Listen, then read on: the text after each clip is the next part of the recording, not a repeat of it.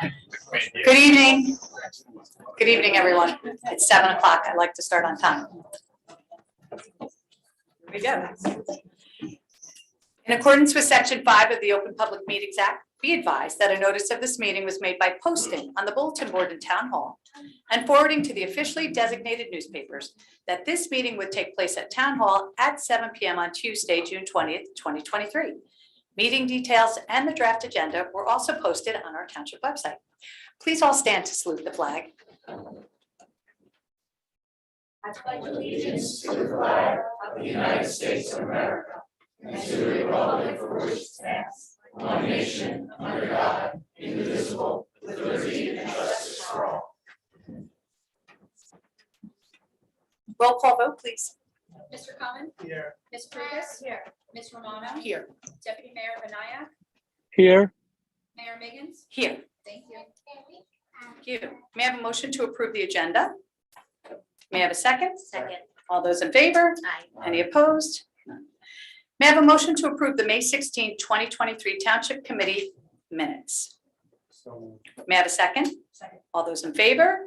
Aye. Any opposed? Any abstentions? May I have a motion to approve the June 6, 2023 Township Committee minutes? May I have a second? Second. All those in favor? Any opposed? Abstentions? Abstention. Abstention. Thank you. Abstain. We have a presentation from the Police Department for the State Accreditation Certificate presented by Harry Delgado. Is that right? Mr. Delgado, if you please. Thank you, sir.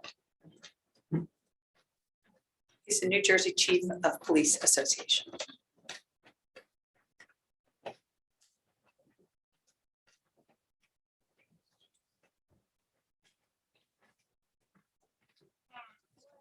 Thank you, Madam Mayor. Thank you, It's sir. indeed my pleasure to come here tonight to recognize the police department. I see that there might be no hires and some of the celebration here, so certainly it's very fitting that I share with them, those new and those that have served with the police department, the quality of police department they're joining here tonight. So to add context to it, there's about 570 agencies in the state of New Jersey that would be eligible to apply for state accreditation. So out of those, about 54% have actually made it through at least once for this process. Twice, 32%, three times, 19%.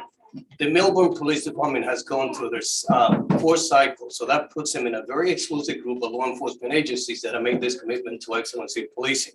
So they are in less than 8% of the law enforcement agencies in the state of New Jersey that have achieved such a status. So if you indulge me for 2 minutes, I'd like to share with you the significance of the achievement. So the Melbourne Police Department has made a commitment to adhering to best practices at the state and national level in a highly regarded statewide law enforcement accreditation program. This program, administered through the New Jersey State Association of Chiefs of Police and the New Jersey Law Enforcement Accreditation Commission, has helped to transparently demonstrate the professionalism and preparedness of state law enforcement agencies. The New Jersey State Association of Chiefs of Police Law Enforcement Accreditation Program is purposefully designed to enhance professionalism and transparency in state's public safety system. Now, during these uniquely challenging times and the threat to our health and safety, encouraging police departments to adhere to follow standardized practices and policies is potentially life-saving and cost-effective investment of time and resources. Accreditation gives an agency a preparedness plan and a verification of excellence. Accreditation status represents a significant professional achievement. In the case of the Melbourne Police Department, certainly a very exclusive group. My accreditation is a process. They simply did not get it. They had to earn it. There's 112 standards in the state of New Jersey, many of which require multiple proofs of compliance. Accreditation is a progressive and time-proven way will help the law enforcement agencies calculate and improve their overall performances. It is a certification by an independent party, in this case, the New Jersey State Association Chiefs of Police, that the Melbourne Police Department was carefully measured against an established set of state and national standards, and in the case of the Melbourne Police Department, in many instances exceeded accepted practices in the field of law enforcement. I say that because at the end of this rigorous process, there's an on-site assessment, and typically we find something because we certainly look in terms of lack of compliance, but in the case of the Melbourne Police Department, we couldn't find anything, so they had an excellent final assessment. I mean, officers in an accredited agency can take pride that they have been certainly measured against the high standards in the state and certainly in the nation. Now, out of the report, and I'll be brief, certainly, I'd like to paraphrase some of the things that actually got the attention, not only myself, as I recommended the Millville Police Department for reaccreditation, but actually the commissioners themselves. Accreditation validates the Millville Police Department's mission, which is to protect the lives, property, and rights of all people, maintain an ethical environment of mutual respect, trust, and dignity, foster a partnership with the community we serve, and improve the quality of life all within the township. If I wanted to define accreditation, I certainly would like to borrow the mission of the Millville Police Department, in all honesty. So in closing, under the leadership of Chief Brian Gilfeder, the Millville Police Department demonstrates a high level of competence, leadership, and professionalism. So it is the opinion of the assessment team that the Millville Police Department is a highly professional and committed agency which exemplify all the tenets of law enforcement accreditation at the state and national level.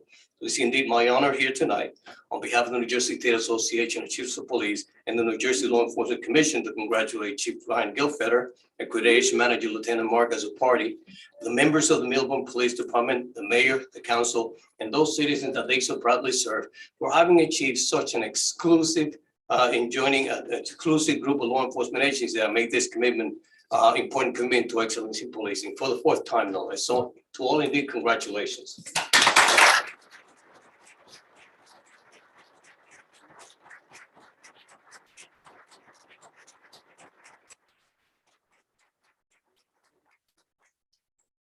Congratulations. Congratulations. Thanks. I'll get out of your way. Can we turn around and have a photo though? Yeah, I'd just like to thank Program Director Delgado and the New Jersey State Chiefs of Police for coming tonight, presenting us with this accreditation certificate. This is not possible without the support of the mayor, business administrator, and our township committee. Also, I'd like to thank my accreditation manager, Lieutenant Azzapardi, for his great work and effort in coordinating this process. I know how sometimes this could be a daunting process, but in the end, the program raises the police department to a high level.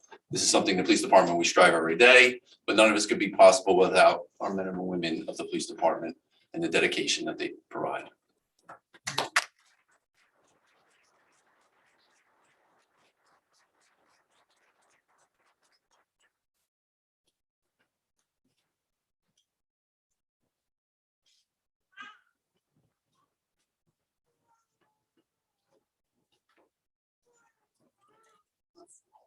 Congratulations. Thank you so much. Thank you, sir. Okay.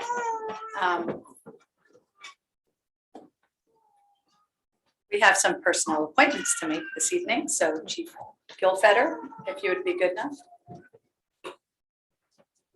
Resolution 23-167. Good evening again. Good evening. Tonight, I would like to present two candidates for police officer to the committee. First is Andrew Tucker. Andrew is 26 years old and resides in Pompton Plains with his family. Graduated from DePaul High School in 2015. After high school, he joined the Army National Guard and is currently a sergeant/squad leader with the National Guard. He was deployed to Jordan in the Middle East for a year in 2019, and he was deployed to Washington, D.C. in 2021. He also attended William Patterson University and graduated in 21 with a bachelor's degree in criminal justice.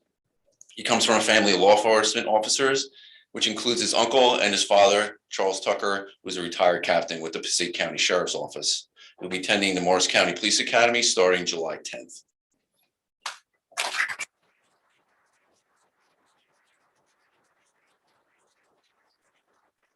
Next, we have Tyler Genentempo. He's 21 years old and resides in Nutley, New Jersey with his parents and twin brother. Andrew graduated from Nutley High School in 2019. After high school, enrolled in Rutgers University and graduated this year with a bachelor's degree in criminal justice. Tyler has interned with the DEA in the summer and also with the New Jersey State Police in the fall of 22. He will be attending Morris County Police Academy starting July 10th also.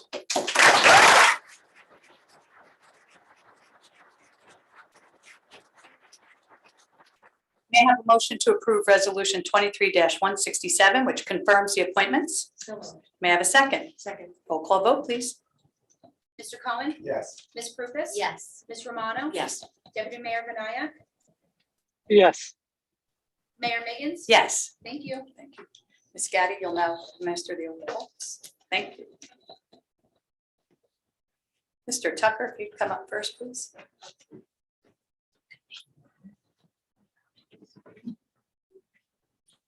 Want someone to stand and hold the Bible? Stand.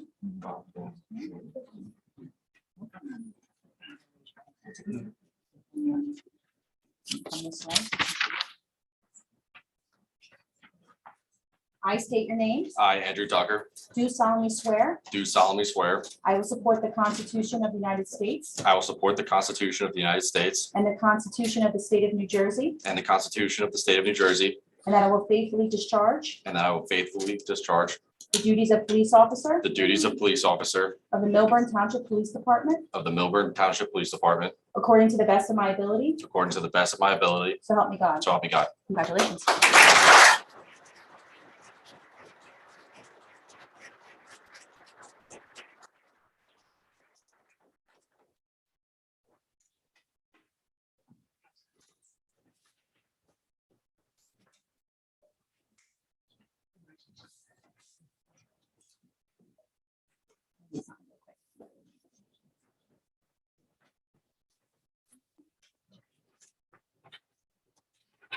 Thank you so much.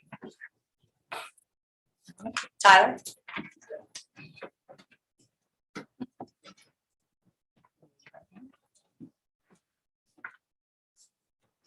I state your name, I, Tyler Genetempo, do solemnly swear do solemnly swear I will support the Constitution of the United States I will support the Constitution of the United States and the Constitution of the State of New Jersey, and the Constitution of the State of New Jersey, and that I will faithfully discharge and that I will faithfully discharge the duties of police officer the duties of police officer of the Milburn Township Police of Department the Milburn Township Police Department according to the best of my ability, according to the best of my ability. so help me God. So help me God. Congratulations. Thank you.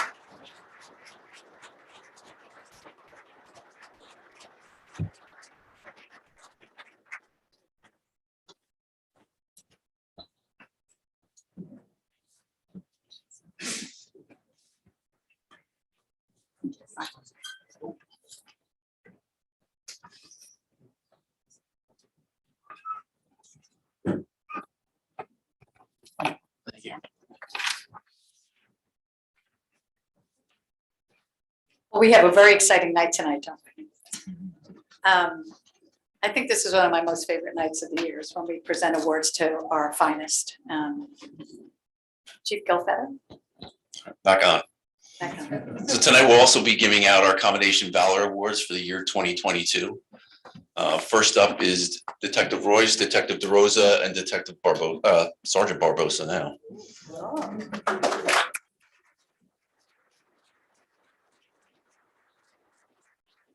So on February 13th, Detective Royce was assigned to investigate a carjacking incident that occurred in Wyoming section of Milburn. The suspects approached the resident who had just parked in front of him and exited the vehicle. The suspects pointed a handgun at the residents and demanded the vehicle. Detective Royce, DeRosa, and now Sergeant Barbosa, through extensive investigation, were able to locate the vehicle, identify the suspects, and the suspects were arrested and charged accordingly.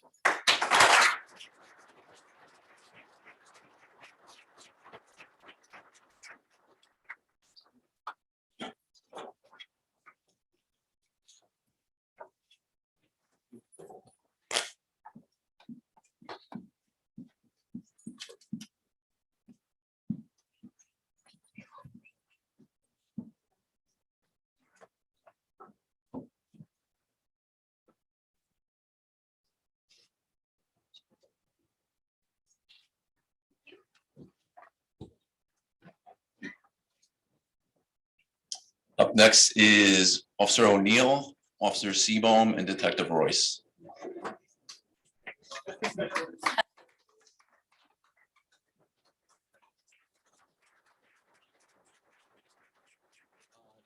Fifth, Officer O'Neill and Seabohm responded to the Canoe Country Club on a report of an unresponsive male on the golf course with CPR in progress. Also responding to the scene was Detective Royce, who was off duty and heading home when he heard the call come in. These officers performed several rounds of CPR, along with 2 shocks from external defibrillator, assisted the medic unit upon their arrival, and relinquished patient care once the medic took over. Due to their efforts, a husband and father of 2 small children made a full recovery.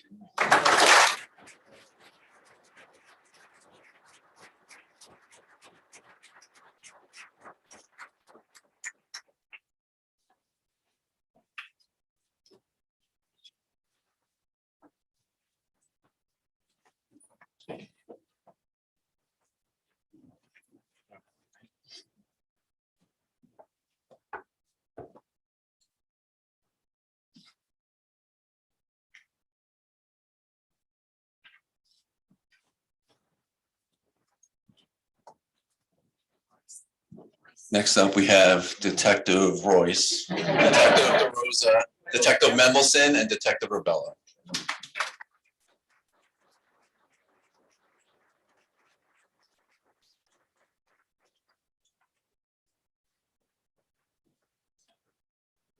On May 26th, Detective Royce and Detective DeRosa responded to an armed robbery at the AT&T store on Route 124. The business was robbed at gunpoint by 3 suspects. The suspects stole 44 cellular phones, the sales associate's wallet, and the cell phone.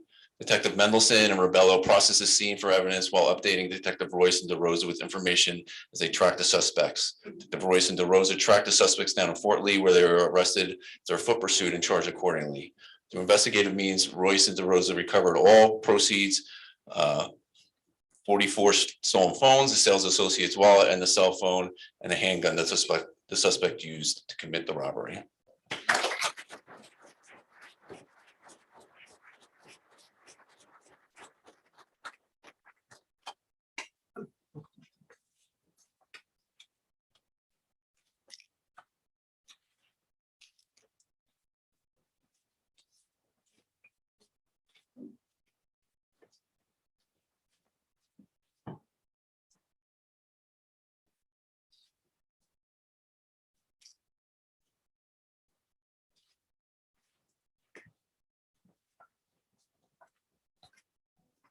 Officer Jazuski.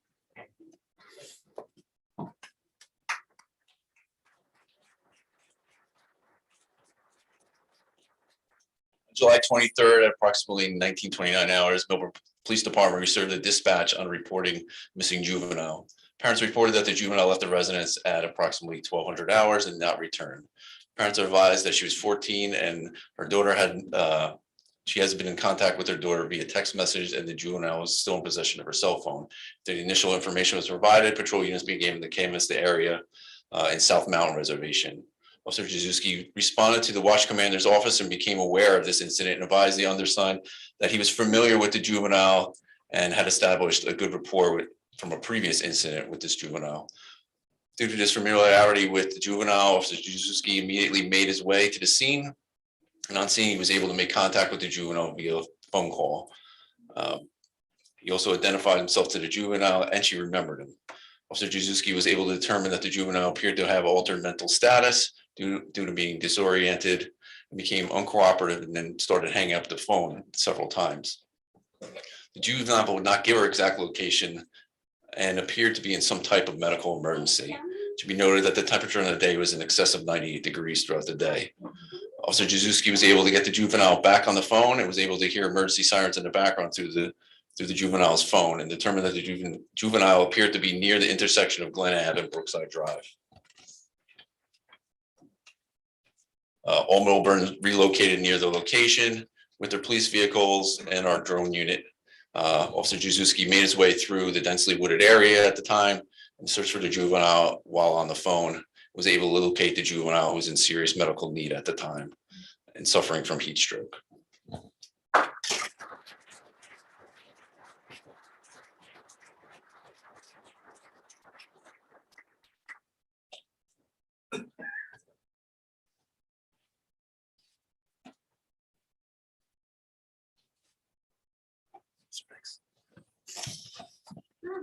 Detective Royce and Detective DeRosa.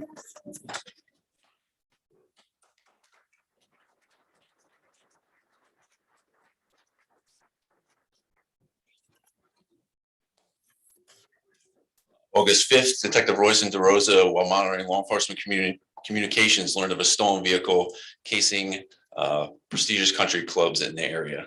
Detective Royce DeRosa responded to Canuba Country Club should the stolen vehicle have appeared there. A short while later, the stolen vehicle entered the Canuba Country Club. Detective Royce DeRosa conducted a high-risk motor vehicle stop. The suspects attempted to flee and struck a bystander's vehicle, the detective's unmarked police car. Suspects then attempted to flee on foot, but all 4 suspects were apprehended and placed under arrest and charged accordingly. Detective Royce DeRosa recovered the stolen vehicle, and upon searching it, were able to recover stolen property from other victims as well.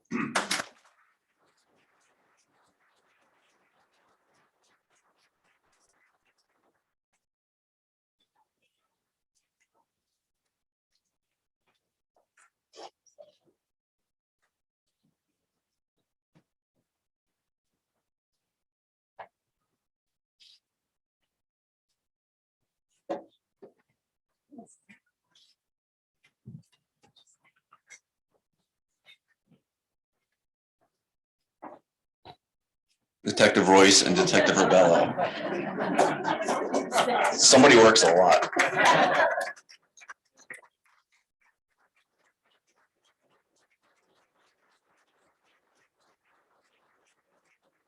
On August 8th, Detective Royce and Rebello became aware of a suspect who was classified as armed and dangerous that was wanted for a homicide. They learned that the suspect was possibly at a Home Depot in Vauxhall near the Milburn Township border. Detective Royce and Rebello responded to the area. Through investigative means were able to locate the vehicle and the wanted person. Detective Royce and Rebello, with the assistance of the Union County police officers, conducted a high-risk motor vehicle stop, took the suspect in custody without incident. The suspect, who was wanted, had stabbed the victim multiple times and had run them over with his vehicle.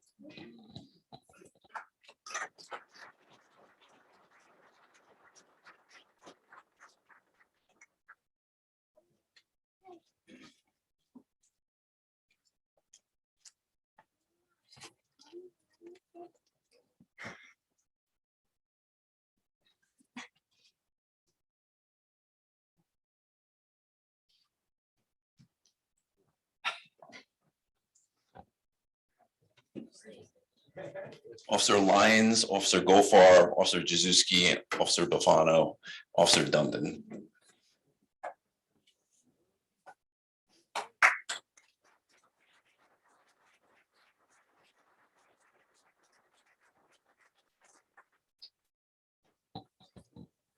On August 22nd, dispatch notified information to all officers that there was black smoke coming from the apartment complex located at 206 Milburn Avenue. Within minutes, Officer Lyons responded to the scene. Officer Lyons did not hesitate to run towards the building, locate the fire, order people away from the building, and put himself in harm's way by forced entry into the complex. Officer Lyons quickly related the location of the fire and began immediate evacuation of the tenants while dealing with overwhelming smoke, and quickly filled the complex. In addition, Officers Gofar, Jazuski, Bafano, Dundon, and Palmer collectively assisted in the evacuation and the safety of residents, traffic control of motorists and emergency vehicles, and the swift setup of the perimeter to ensure safe scene to allow emergency personnel to operate effectively and efficiently.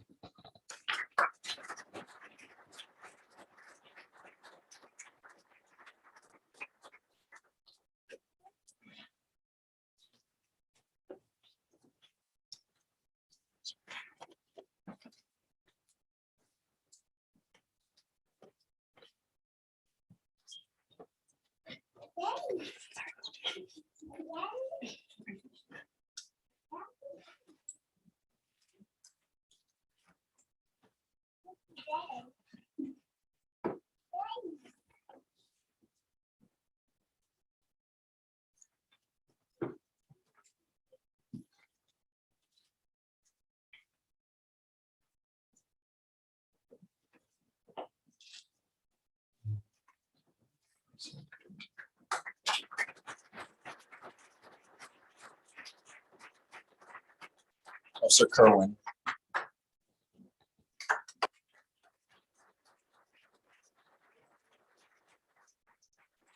September 17th, dispatch received a license plate reader hit on a stolen vehicle in the Hobart Gap area. Officer Kerwin spotted the vehicle on Cambridge Drive, and the driver immediately accelerated in opposite direction, initiating a motor vehicle pursuit. Officer Kerwin pursued the vehicle while calmly calling out location, speeds, pedestrian information. The vehicle eventually struck a curb and became disabled. Officer Kerwin immediately provided dispatch with the actor's description and direction they were fleeing. Officer Kerwin was sharing this information with dispatch while in full sprint of one of the actors, which he later placed under arrest. The suspect was searched by Officer Kerwin, where he recovered 101 vials of crack cocaine in addition to 16 decks of heroin. The remaining 3 suspects were later placed under arrest by responding officers.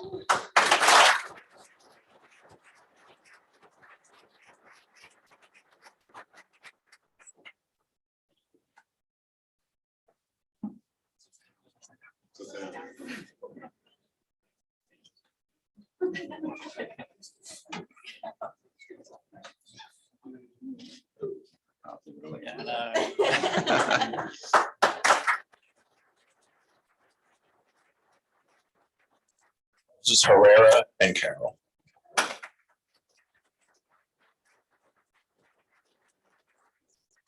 On September 24th, while patrolling the Short Hills Mall parking lot, officers Herrera and Carroll observed the blue Dodge Challenger backed into a parking spot. The vehicle only had a rear plate affixed to it and all windows were heavily tinted. Officer Herrera exited the patrol vehicle to attain the registration. Due to the vehicle having a New Jersey used car dealership registration, Officer Herrera also attained the VIN. He was able to return to his patrol car and conduct the registration of the VIN. The vehicle was stolen. At this point, Officer Herrera and Carroll positioned the mark unit out of the sight of them and monitored the vehicle as Officer Manuag responded to mall security in an attempt to identify the suspects.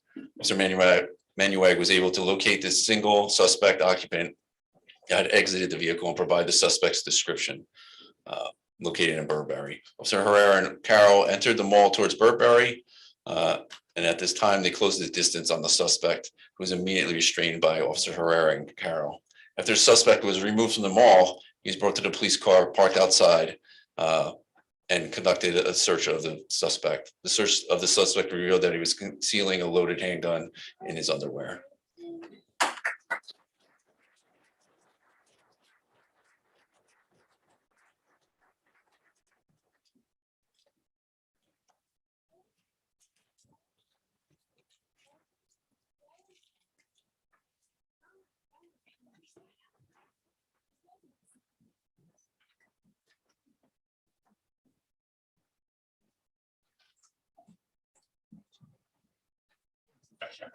I'm serious.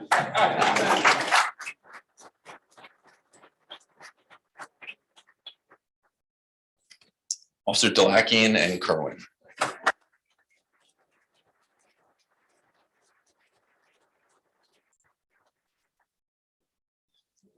This one I'm going to read. This is actually a letter from Linda Patrone from ALS, who's the supervisor from Atlantic Healthcare. So she writes to me, Dear Chief Gilfetter, teamwork in emergency medical service is crucial to the effectiveness and safe delivery of care to all our patients and pre-hospital setting. As an EMS partner, we often work closely together when delivering stabilizing care on scene and during the transport. Our abilities to communicate with one another at all levels is vital to achieving our commitments to those who we encounter during a 911 call. On Monday, October 3rd, a 911 came out for a 2-week-old cardiac arrest at a certain address. Officer Delakian and Kerwin responded to the call, and upon arrival found that the infant was not in cardiac arrest, but apparently choked on formula, was aspirated, causing severe respiratory distress with minimal air movement. Officers Delakian and Kerwin took control of the situation. When the ambulance arrived on scene, took the infant in their arms and holding it in a football position with its head dependent to help facilitate drainage, and took him into the ambulance. When the paramedics arrived, they observed Officer Delakian sitting in the ambulance holding the infant in the same position mentioned above. He was calm and collective, giving reports of what he was told had occurred and how the infant initially was presented. During ALS assessment, the infant was now crying vigorously, the flushed face, coarse lung sounds. Although the infant's body was still somewhat modeled, holding the infant in the position that Officer Delakian did help facilitate movement and air through the lungs. Given the nature of the call, which is extremely frightening and traumatic event, Officer Delakian remained calm and control. Our paramedics, Lori, May, and Ron, commended him for his actions in such very difficult positions. Please thank him for his dedication in making a difference in this little one's life. It truly exemplifies the professionalism and teamwork between all agencies.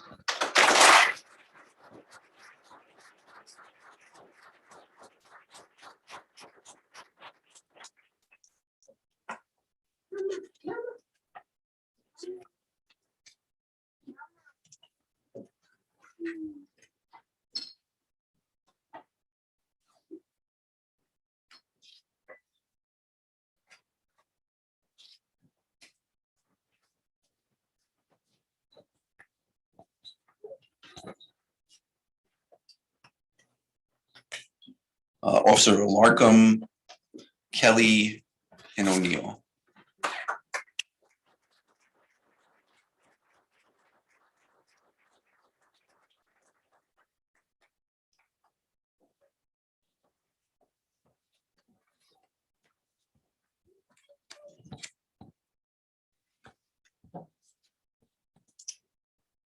On Wednesday, November 30th, at approximately 16:30 hours, dispatch had put out a possible overdose at the American Legion. Officer Larkham had a Narcan and he responded to the call. He arrived with Officer Hunt. Together, they assessed the victim and discovered him to show signs of respiratory distress and responsiveness and pain to pain and pinned pupils. At this point, they believed him to show signs of an opioid overdose. They began rescue breathing and administered 1 dose of Narcan to the victim. Other units, Kelly and O'Neill, arrived on scene and began helping Larkham and Hunt Miles by lowering the victim to the floor to more easily provide rescue breathing, and then administered another dose of Narcan. The victim was administered 1 more dose of Narcan and placed in the ambulance for transport and fully gained consciousness. Without the swift rescue response, the teamwork displayed by Officers Larkham, Hunt Miles, O'Neill, and Kelly, this individual might not have made it and brought back from the overdose.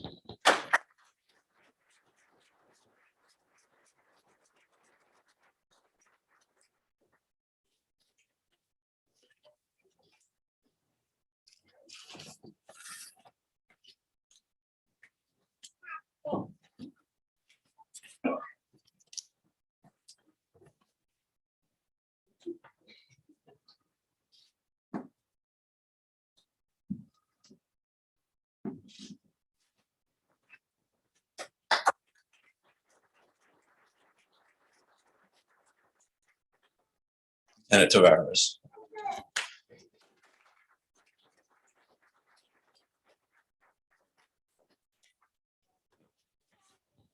December 7th, Lieutenant Tavares and Detective Mendelson responded to a robbery that had just occurred on Milburn Avenue, Taylor Park. The suspect attacked a resident in Taylor Park, stole the resident's purse, and assaulted her and fled eastbound on Milburn Avenue.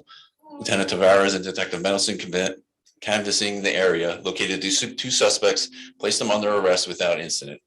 All the victim's belongings were recovered and returned to her.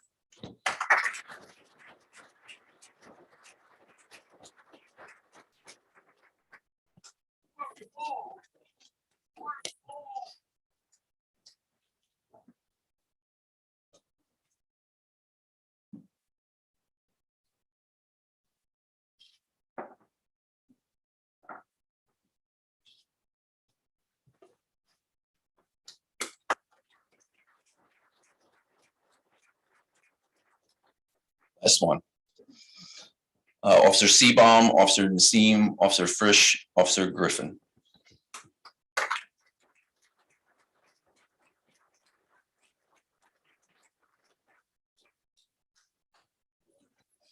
On December 18th, the police received a call that a father's daughter was sitting on the roof of the 2nd floor threatening to harm herself. Upon arrival, they observed a young female sitting on the edge of the 2nd floor roof outside her bedroom window. Officer Seabaum, Griffin, and Frisch and Nassim entered the house and tried to speak with her from the bedroom window. The juvenile would only reply multiple times, "Go away." After several attempts of asking her to climb back into her bedroom window, it was evident that she was not willing to speak or move from her spot. Officer Seabaum then climbed onto the roof next to the roof next to her and eventually grabbed her from behind and pulled her back into the bedroom, with Officer Griffin, Nassim, and Frisch assisting Seabaum to getting her back through the window.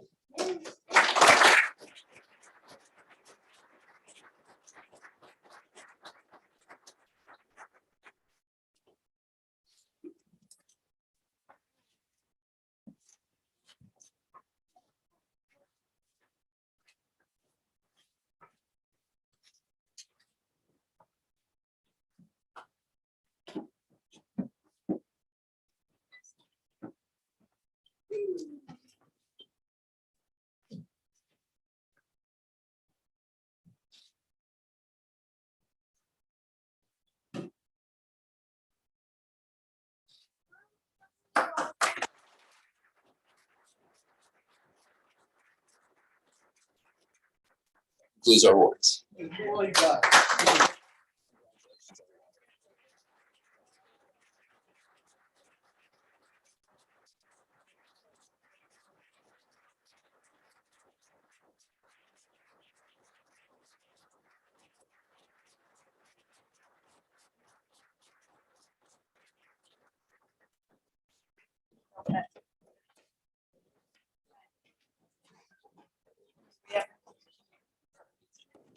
Okay, so we have a proclamation for National Night Out. Whereas the National Association of Town Watch sponsors a national community building campaign on Tuesday, August 1st, 2023, entitled National Night Out. And whereas the National Night Out campaign provides an opportunity for neighbors in the Township of Millburn to join over 38 million neighbors across approximately 16,000 communities from all 50 states, US territories, and military bases worldwide. And whereas National Night Out is an annual community building campaign that promotes police community partnerships and neighborhood camaraderies to make our neighborhoods safer, more caring places to live. And whereas neighbors in the Township of Millburn assist the Millburn Police Department through joint community building efforts and support National Night Out 2023. And whereas it is essential that all neighbors of the Township of Millburn come together with police and work together to build a safer, more caring community. And now therefore be it resolved by the Township Committee of the Township of Millburn and the County of Essex, State of New Jersey, do hereby call upon all neighbors of the Township of Millburn to join Millburn Police Department and National Association of Town Watch in support for National Night Out on Tuesday, August 1st, 2023. Further, let it be resolved that I, Mayor Maggie Miggins, do hereby proclaim Tuesday, August 1st, 2023 as National Night Out in Millburn, New Jersey.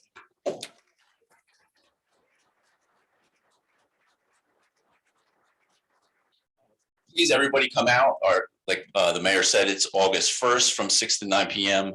Come out with your neighbors, meet our officers in a setting that most people don't get to meet us in. Thank you.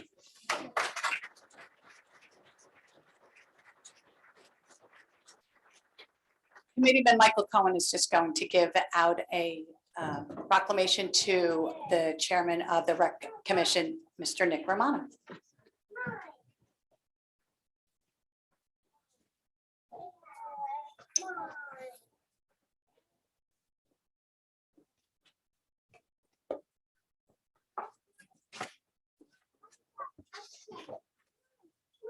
Whereas Parks and Recreation is an integral part of communities throughout the country, including the Township of Millburn. And whereas Parks and Recreation promote health and wellness, improving the physical and mental health of people who participate in recreation programs. And whereas Parks and Recreation promotes time spent in nature, which positively impacts mental health by increasing cognitive performance and well-being and alleviating illnesses such as depression, attention deficit disorders, and Alzheimer's. And whereas Parks and Recreation encourages physical activities by providing space for popular sports, hiking trails, swimming pools, and many other activities designed to promote active lifestyles. And whereas Parks and Recreation programming and education activities such as out-of-school time programming, youth sports, and environmental education are critical to childhood development. And whereas Parks and Recreation increases a community's economic prosperity through increased property values, expansion of the local tax base, increased tourism, the attraction and retention of businesses, and crime reduction. And whereas Parks and Recreation is fundamental to the environmental well-being of our community and is an essential and adaptable infrastructure that makes our communities resilient in the face of natural disasters and climate change. And whereas our parks and natural recreation areas ensure the ecological beauty of our community and provide a place for children and adults to connect with nature and recreate outdoors. And whereas the U.S. House of Representatives has designated July as Parks and Recreation Month, and now therefore be it resolved by the Township Committee of the Township of Millburn in the County of Essex, State of New Jersey, recognizes the benefits from Parks and Recreation resources and proclaims July as Park and Recreation Month in the Township of Millburn, signed by Mayor Maggie Miggins.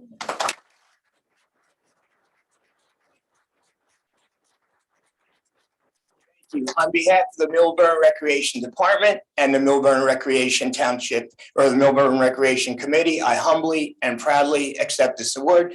Thank you, Michael. Thank you, Township Committee. Thank you, Mayor, and go Millers.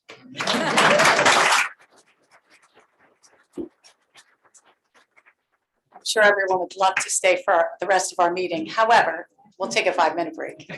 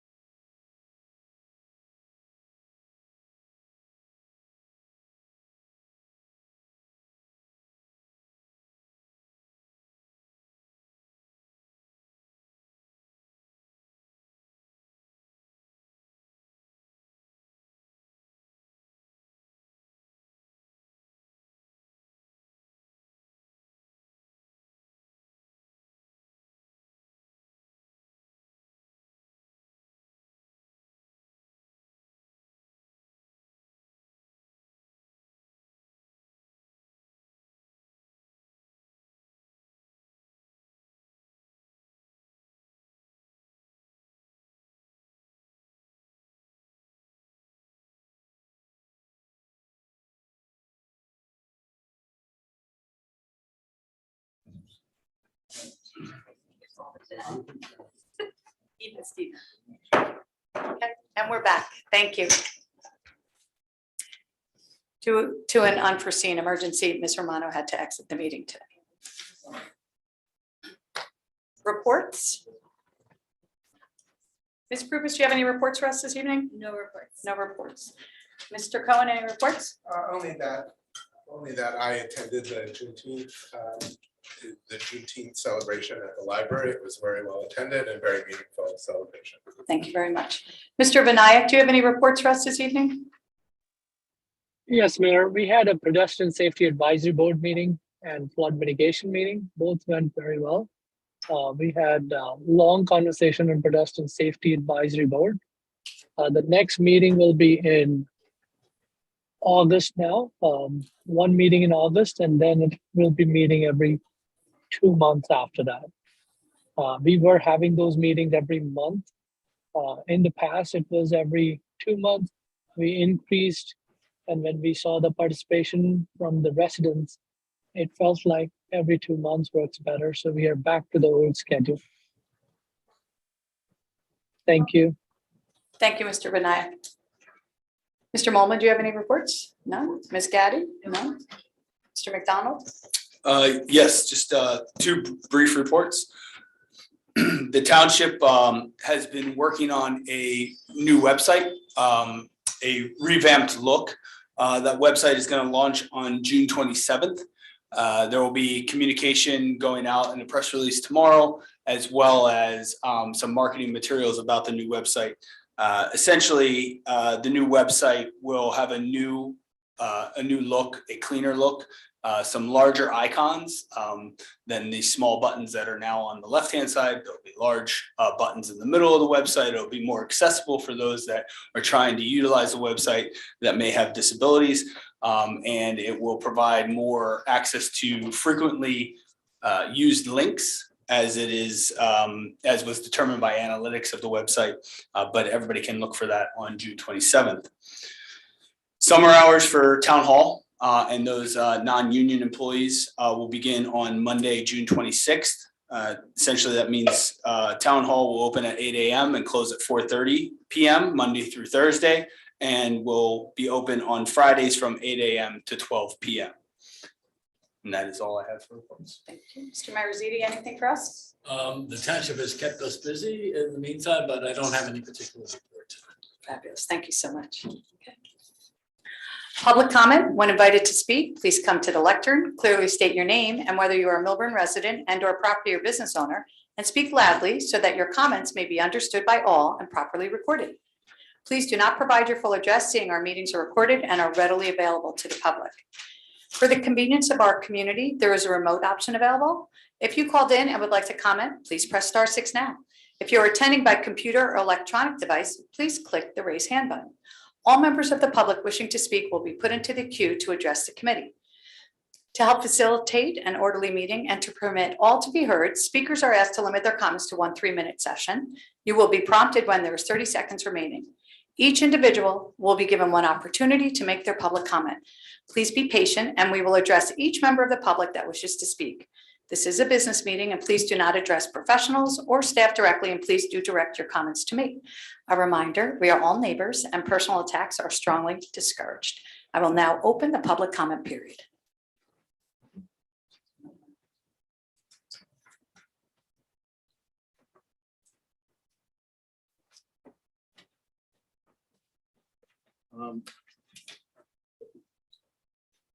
Good evening, my name is Jeffrey Feld. I live in the Short Hills section of town. First, there is a theme, and I think we had to really thank the gentlemen who were honored before serving this town, because the theme tonight is about the fine blue line between the rule of law and anarchy. And about a week ago, there was a public forum for the town where the director of the State Civil Rights Department talked about silence and complicity. I ask you that the report, that police accreditation, be posted on the website so the public can see it, because I and some others in November 2022, when there was the inspection or the visit, I made some comments. I want to turn to Resolution 23-167 that you approved, because there's a finding by you that there's a need for police.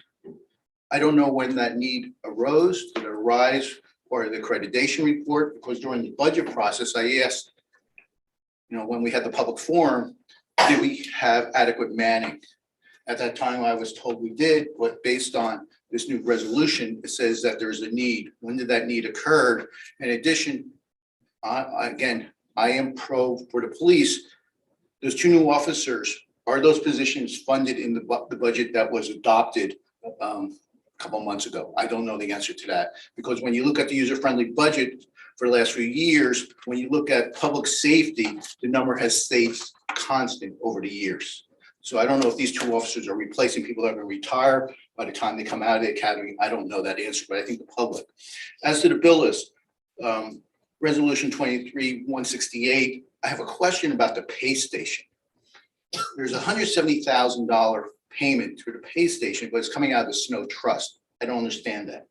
You're just moving monies around, and that payment is for services, the bills that were from calendar year 2022. Later on, that's not on the consent agenda, is Resolution 23-184, what I call, say, the Exxon remediation change order resolution. Again, I don't believe that there is a certification of availability.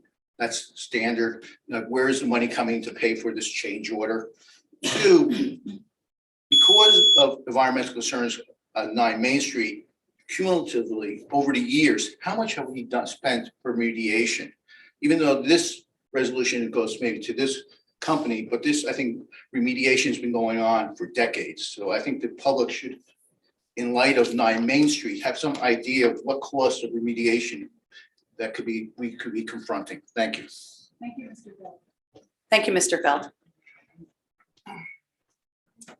Judy Rosenthal, 97 Main Street in Milburn. A lot of towns in the Midwest are starting to adopt ordinances or perhaps amend their building codes to require that all new construction have solar roofs. We have a very wealthy town, and I would like to respectfully suggest that the town amend its building code to require that all new construction pulling permits for buildings in excess of $1 million be required to install solar roofs. Also, the low-income housing should be required to have solar roofs. You're putting people that are economically challenged on a site that is environmentally contaminated. And to add insult to injury, if the power goes out, for example, if we have another Superstorm Sandy, which is just a matter of time, in addition to having to live on a polluted site, I think it would really suck if they had to also live without electricity. So I respectfully suggest that you make this priority 1. We can afford it. We can afford to require builders to pass those costs on to high income people where they're building a $2 million house. Those people can afford to pay a little extra for a mandatory solar roof. And that's my 2 cents. Thanks. Thank you so much.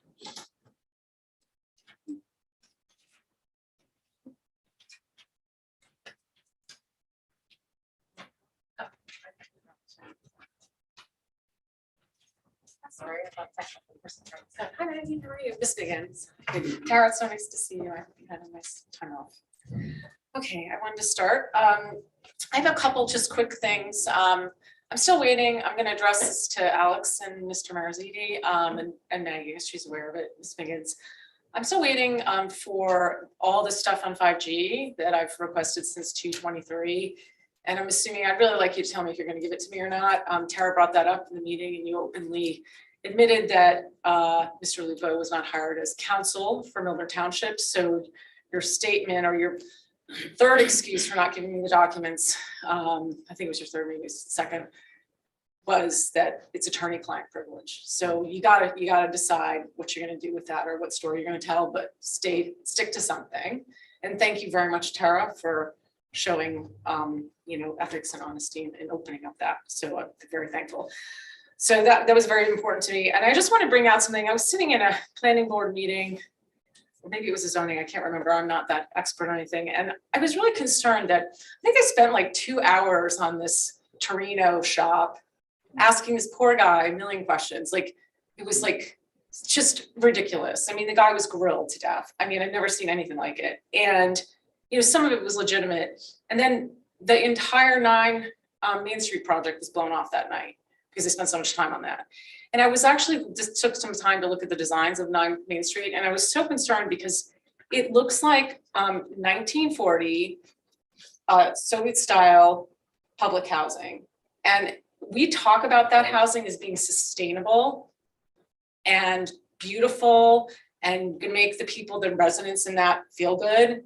And it looks like a prison, worse than a prison. So I don't know who the designer architect is, but I really think that's a problem. I mean, we have to at least make things look halfway decent. So, and then going back to, the last thing I just wanted to talk about was I sat in the meeting regarding, all the open space, and I had a long thing that I wanted to read, but I'm sure I'll be cut off. So I'm just gonna pull from some of it. I did make comments in that meeting. But again, I really don't understand how this is pivoted into such a massive project. And I really don't feel, as somebody who's done a lot of surveys in marketing, and as somebody who knows Miss Miggins, you're an extremely talented marketer, extremely talented, which you do. I see all your publications go out, great data analytics person. You cannot tell me that what was done for the rec fields and for the open space project was an appropriate survey or marketing material. It was not. It was extremely biased. It was not, there's no IP addresses, they didn't collect addresses. And I think on the Rose Garden, you required that they had to collect addresses for the petition. So I don't understand why they can't do it. And I wanted to get back to you because my time's almost up. Because you asked me I wanted to give you the cost. You asked me to actually, you taxed me, Maggie, and I'm gonna tell you Ms. right now. Best, your time is up. I'm sorry. It's Ms. Best. $2,800 to mail it out. You asked me to answer your Thank you, question. Ms. Best. Yep, thank you.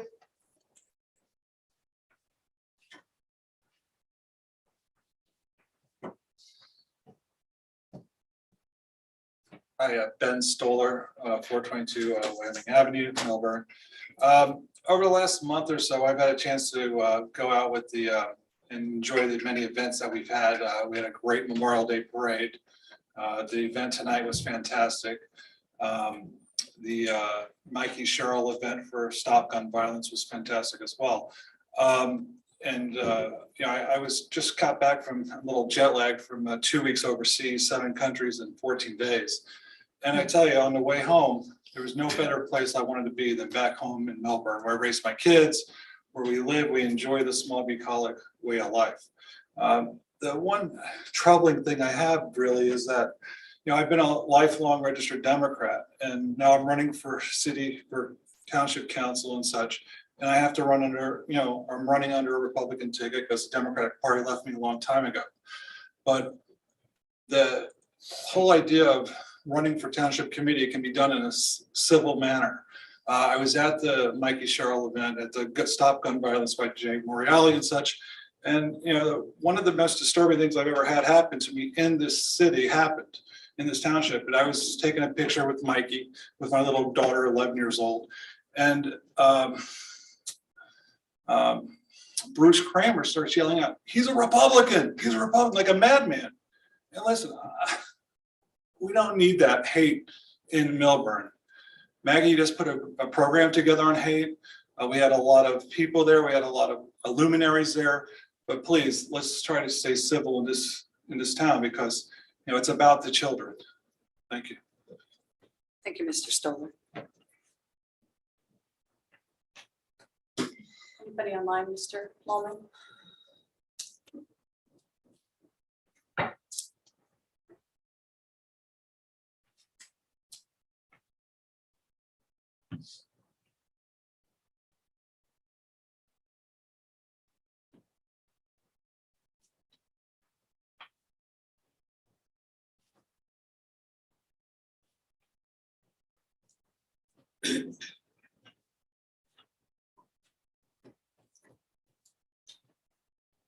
Ms. Pasternak, can you please turn your camera on and unmute yourself? Oops, thank you. Sorry about that. Jean Pasternak, resident. I have a couple of questions, one left over from last time. Could Mayor Miggins answer my question that I raised last meeting? Was there any resident input gathered regarding the Main Street closure?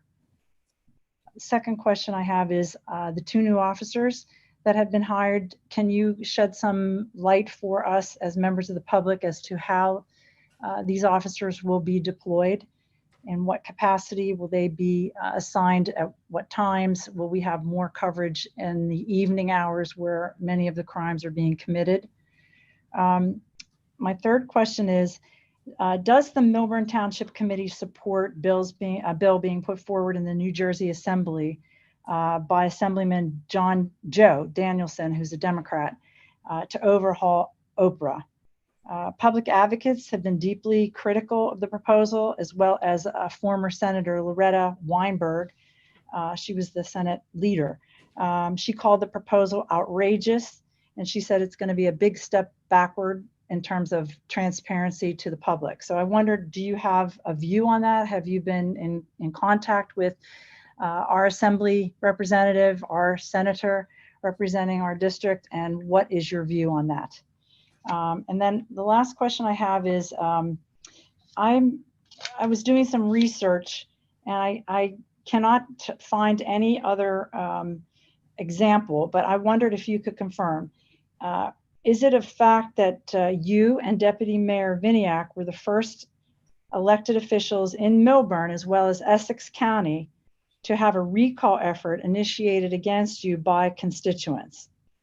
Thank you.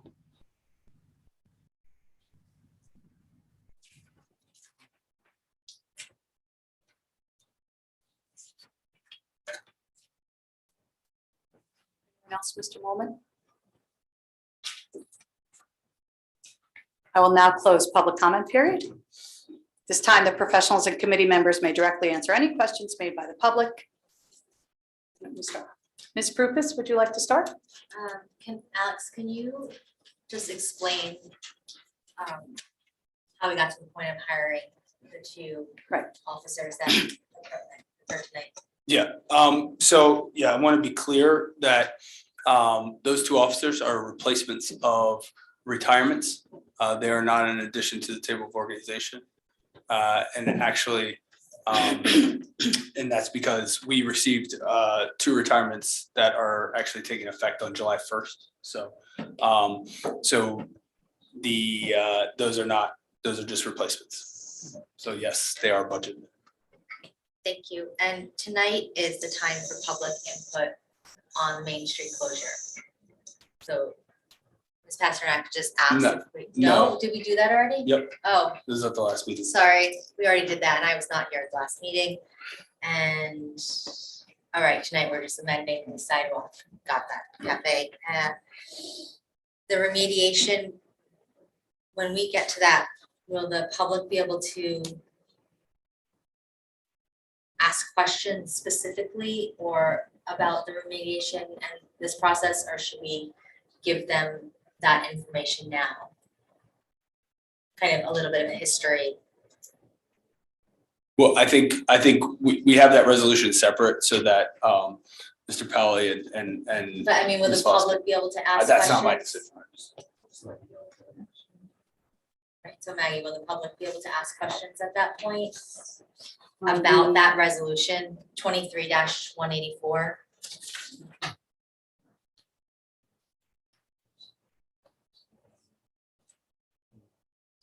No. No, okay, so and then I would like to ask that at this point then that a little bit of background on what has occurred at that site previously, and people have asked about how much money we've spent on it. I think that should be answered at this point by our professional. By professionals, when we Yeah. get to that, sure. And then the other question is just about the 5G information to Ms. Best. let's just get her the information that she's asking for. Can we do that, Alex? Again, I'll take a look at the requests that were made, but again, sort of the,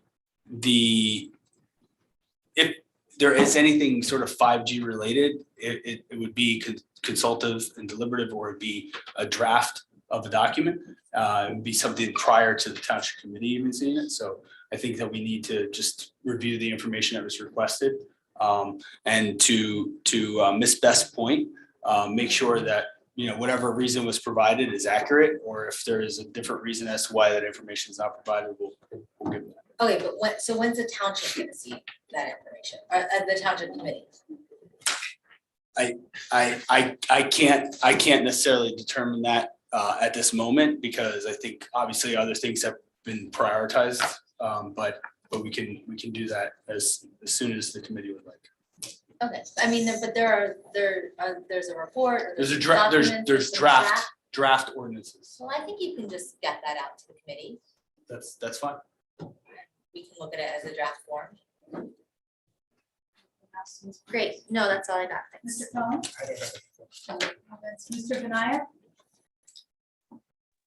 Yes, I like to address one more question that Ms. Pasternak specifically asked on recall. I am not sure if this was the first effort for recall, but I know it didn't go anywhere. At least I did not hear back how many signatures have been gotten.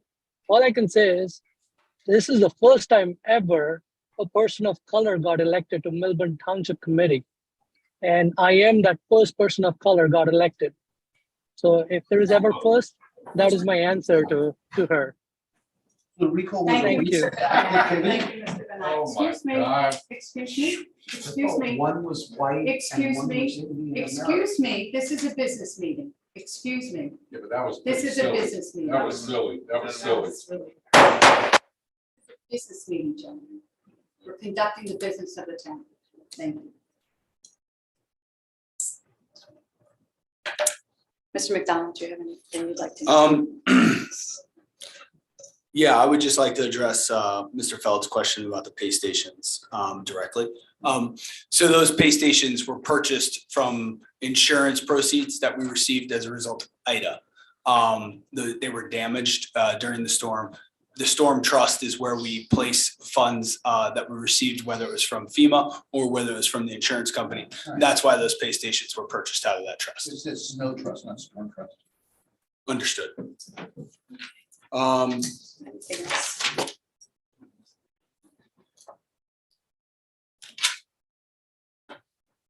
No.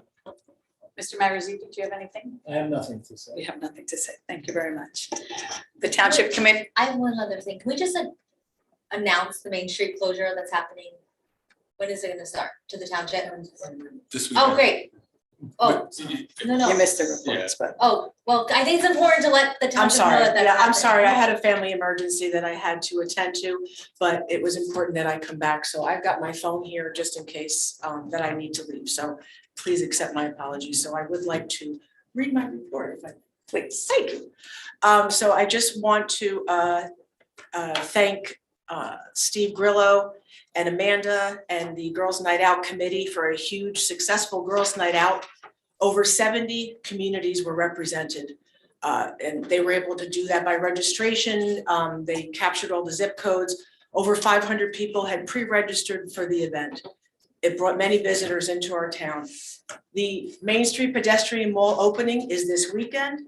We're excited to kick off what's expected to be an exciting, fun summer series of 30+ musical acts in the pedestrian mall, starting this Friday at 6:30. There will be new additions, family-friendly games, and outdoor dining. The closure will also host chess tournaments, yoga classes, and spin classes. There's also going to be some availability for sidewalk sales over the summer in the closure. More information can be found on exploremelbourneshorthills.org. thank you so much, Ms. Romano. The Township Committee will now consider consent agenda Oh, wait, resolution. I thought Joanne was gonna speak to the resolution. Oh, I thought she was gonna speak to it during this section of it. Got it. No, I understand that, but I thought she was going to respond to the questions that were asked in public comment at this point that were asked about the remediation site. If she's gonna do it later, that's awesome. She's gonna do it. The Township Committee will now consider consent agenda resolutions. Resolutions 23-168 through resolutions 23-182. Are there any comments from the committee in regards to any items listed on the consent agenda? I have a question about 23-182. Is this, I don't remember, what is this? I don't remember us being part of it. Maybe I just don't, do we do this all the time? This is a, this is our participation in the community development block grant program. So is which that, do we have this, I mean, have I seen this before and I just don't remember? I don't recall having to do this Okay, so before. what- This is can a you new, explain? well, it's a new, Essex County administers those grants. And it's a new process that they are asking towns to commit to because they need full commitment from all those eligible towns. And so they ask towns to do it by resolution. Again, we may have done this in the past and I may also forget that we've done it, but I read the resolution like we would, but I'm not asking exactly that. They're asking for us to have a resolution that we're going to apply. Or that, do we give money into this? I was just a little no, confused that what they're we're gonna asking for. participate in it. So like, in other words, like we receive grant money from the county. Right. So that we are going to participate in that program because that's how they get funding.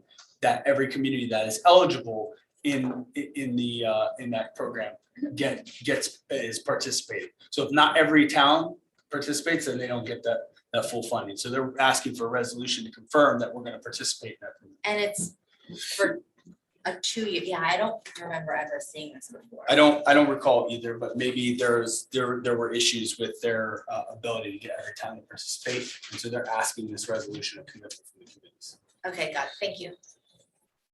Any other questions? May I have a motion to approve resolution 23-168 through resolution 23-182, which are listed on the consent agenda, except for resolution 23-173, which was withdrawn from consideration. So moved. May I have a second? Second. Roll call vote, please. Mr. Cohen? Yes. Ms. Lucas? Yes. Ms. Romano? Yes. Deputy Mayor Benaya? Yes. Mayor Miggins? Yes. Thank you. Thank you.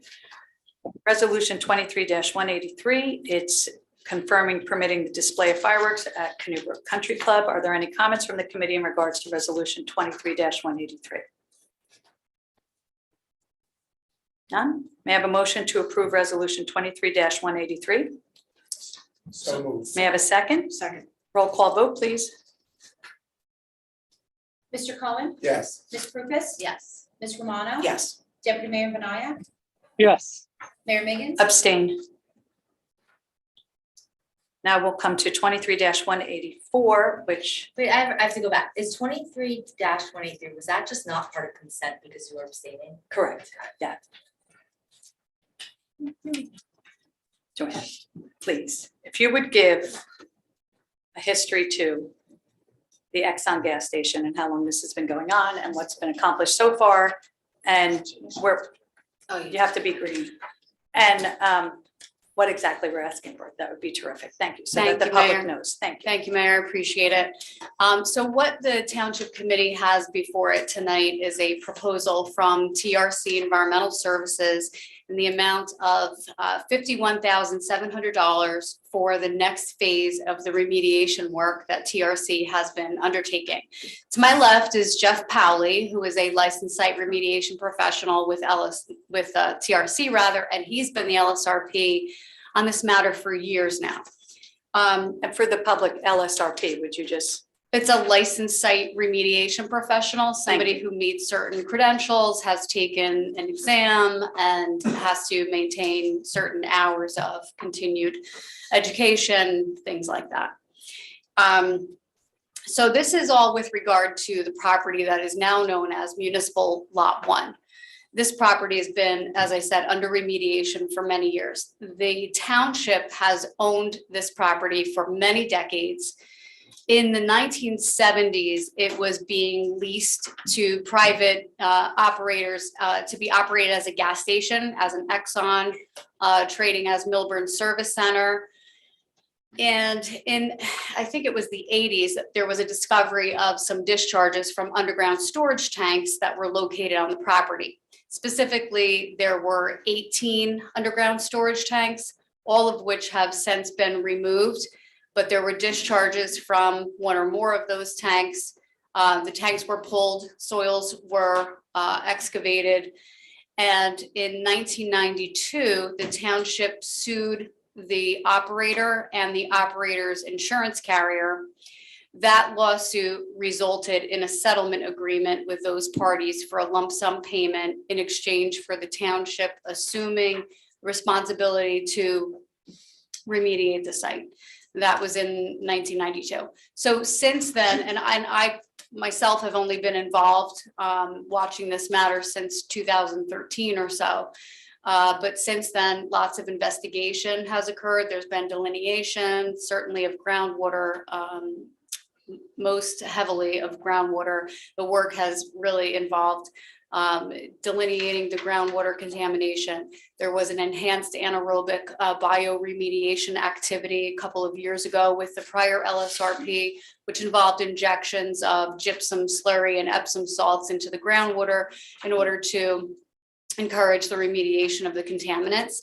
And I can let Jeff talk about it more because he's certainly more qualified to talk about it, but the TRC proposal suggests implementing a different method of remediation at this time, which would be monitored natural attenuation, MNA, for a period of 15 years, during which time the township would be responsible to monitor the groundwater wells, take samples to confirm that the natural degradation of the contaminants that remain in the groundwater is in fact occurring, with the goal being to document the degradation to a level that would be acceptable to the Department of Environmental Protection, at which time we could close out the matter. Certainly Jeff can speak more to the technical aspect of his proposal. I do have a question for you. It was asked, do you have a number, the cost of all of this previous to this latest amount of money? So I think it's somewhere around $500,000 that I know of during my time. There was an expenditure, I think, of at least $250 prior to that. The settlement kind of negates most of that amount. And there was probably more that I don't know of from before the time that my firm was serving as counsel to the township. Okay. It is actually almost spot on to $500,000 since 2013. Okay. $500,000. Okay, great. Did you want to say a few words? Sure. I brought with me. Can you just join? Yep. I brought with me a couple exhibits to kind of orient you. A map of the site showing where the groundwater is impacting the site. And also I have a smaller drawings which show since that injection occurred that Joanne described, how the dissolved gasoline plume shrunk over time since that injection. Perfect. We'd love to see that. Thank you.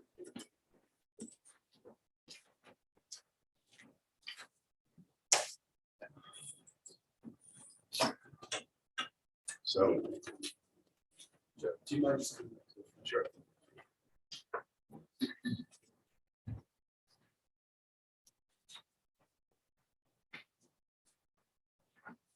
Just gonna put these up here for a second. Sure. All right, so as you can see, this is the, I'll show everybody what's going on.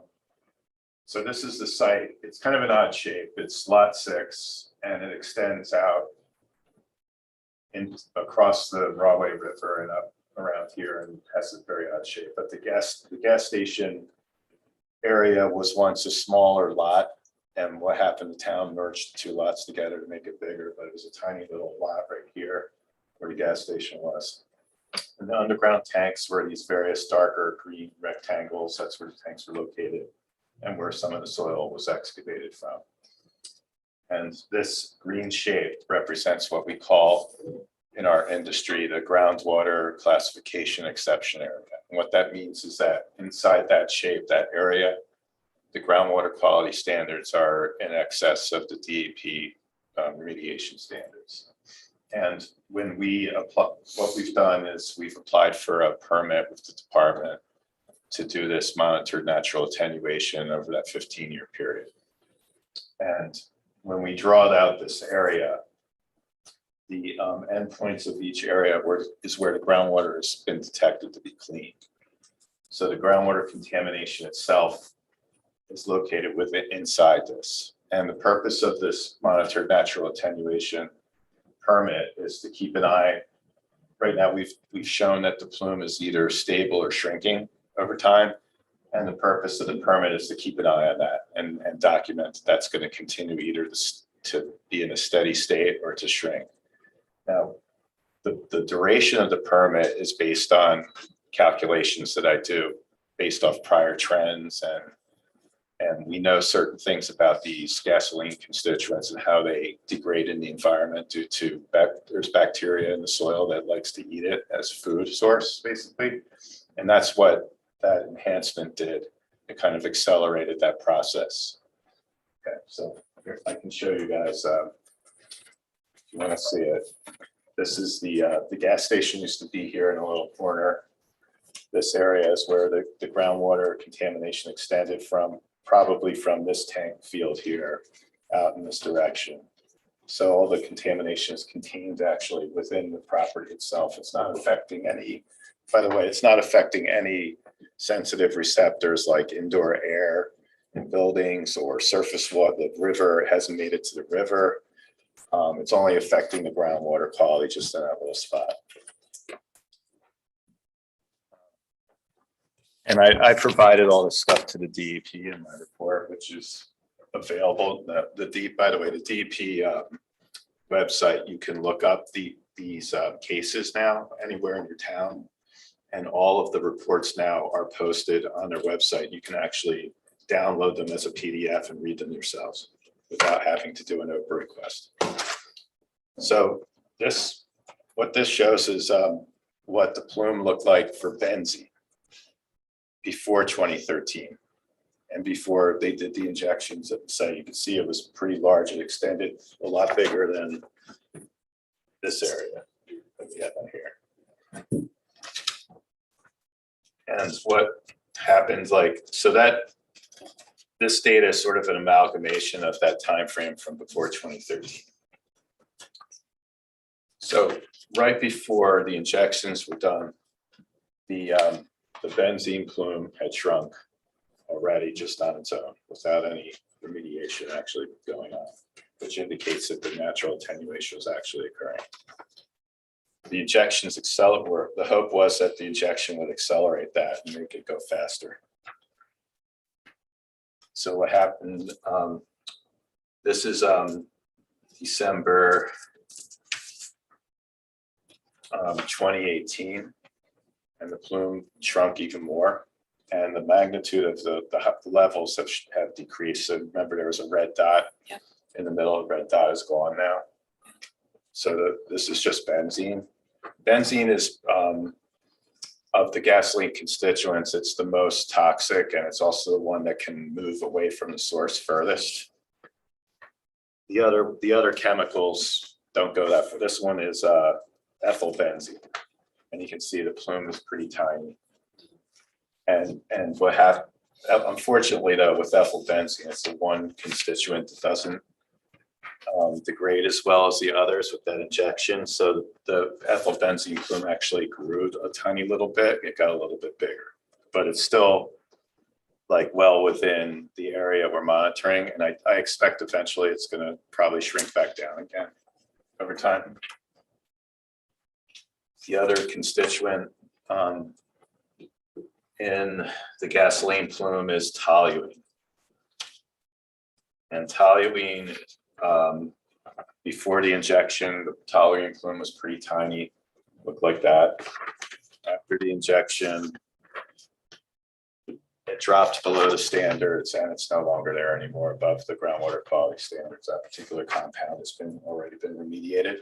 And I proposed to the DEP that we don't analyze for it anymore. It's gone. The final couple things are xylenes. And the xylene plume too is a lot smaller than the benzene plume. And after the injections, it shrunk a little bit and the core of the plume dissipated somewhat and the concentrations dropped. And finally, the other thing, gasoline, as some of you may know, it's a chemical mixture. It has literally hundreds, if not thousands, of different compounds in it. And the DEP also asks us to monitor some of those, what they call tentatively identified compounds. So we monitor and look at the top 10 highest concentrations and kind of track that over time. And that plume was similar to the benzene one in size, went before the injections, and then after the injections, it shrunk a lot. It looks like this now. And all these little plumes are inside this little, inside the little tiny area, the green trapezoid or whatever heck you want to call this. And the permit application that I believe, I provided the DEP with multiple lines of evidence to back up what I'm explaining to you. And currently they're reviewing the permit application for approval. Once that permit application is approved, I can issue what's called a response action outcome, which is the equivalent to a no further action letter. However, because the groundwater remains over the standard, we have to have that permit and kind of keep track of what's going on. And the way that I designed the permit was to try to, I didn't want to keep, like typically the DEP wants you to sample a couple times a year. So what I proposed was to do it once a year for the first four years of that 15-year period. And then for the next 4 or 5 years, it's going to be once every 2 years. And then from that, you're going to get to year 9 that way. And then from year 9 to 15, there will be no sampling at all. And then in year 15, we'll go back and do the final round of sampling, and that round has to be done twice, once when the groundwater is high and once when it's low. So like during the different seasons, like in the summer, obviously, when there's a drought, the groundwater levels drop. When in the rainy season, the spring, the groundwater levels come up, and sometimes the contamination changes when that's happening. So the idea is to cover that, make sure there's nothing detected during those two extremes. And if that's the case, then we'll be able to completely close out the case. I know it's a long, slow process, but it's in the long run, the amount of money spent is going to be a lot less than what was spent before. And it's going to over time decrease because I decreased the frequency of how many times we sample per year over that time frame. I don't have the actual number calculated for what that total cost is right now, but I can provide it to you later if you're interested. The DEP, as far as the permit apps go, the DEP has been getting slower and slower and slower in approving those since the program started. It can take the fastest one for me that got approved since I've been in LSRP has been about 90 days, but typically it takes more than a year. So I expect this one, it could be less than a year or a year. Got my fingers crossed. We'll see how it goes. When did you put the application in? I applied for it. It was like beginning of May. Yes, about a month and a half ago. Thank you. Mayor, can I ask a question? Sure. Go ahead, Mr. Vinaya. So it has been over 50 years that we have been doing this, and you're saying it will continue for 15 more years? That's correct. Now, who is deciding that timeline? You are or DEP is? I you are.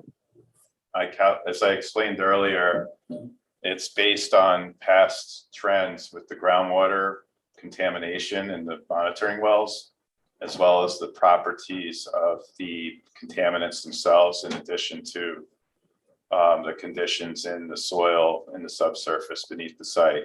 And we're able to sort of predict into the future how long it's going to take for each contaminant to degrade over time till it drops below the groundwater quality standard for each contaminant. Now, each one has a different number, so for example, benzene, the standard is 1.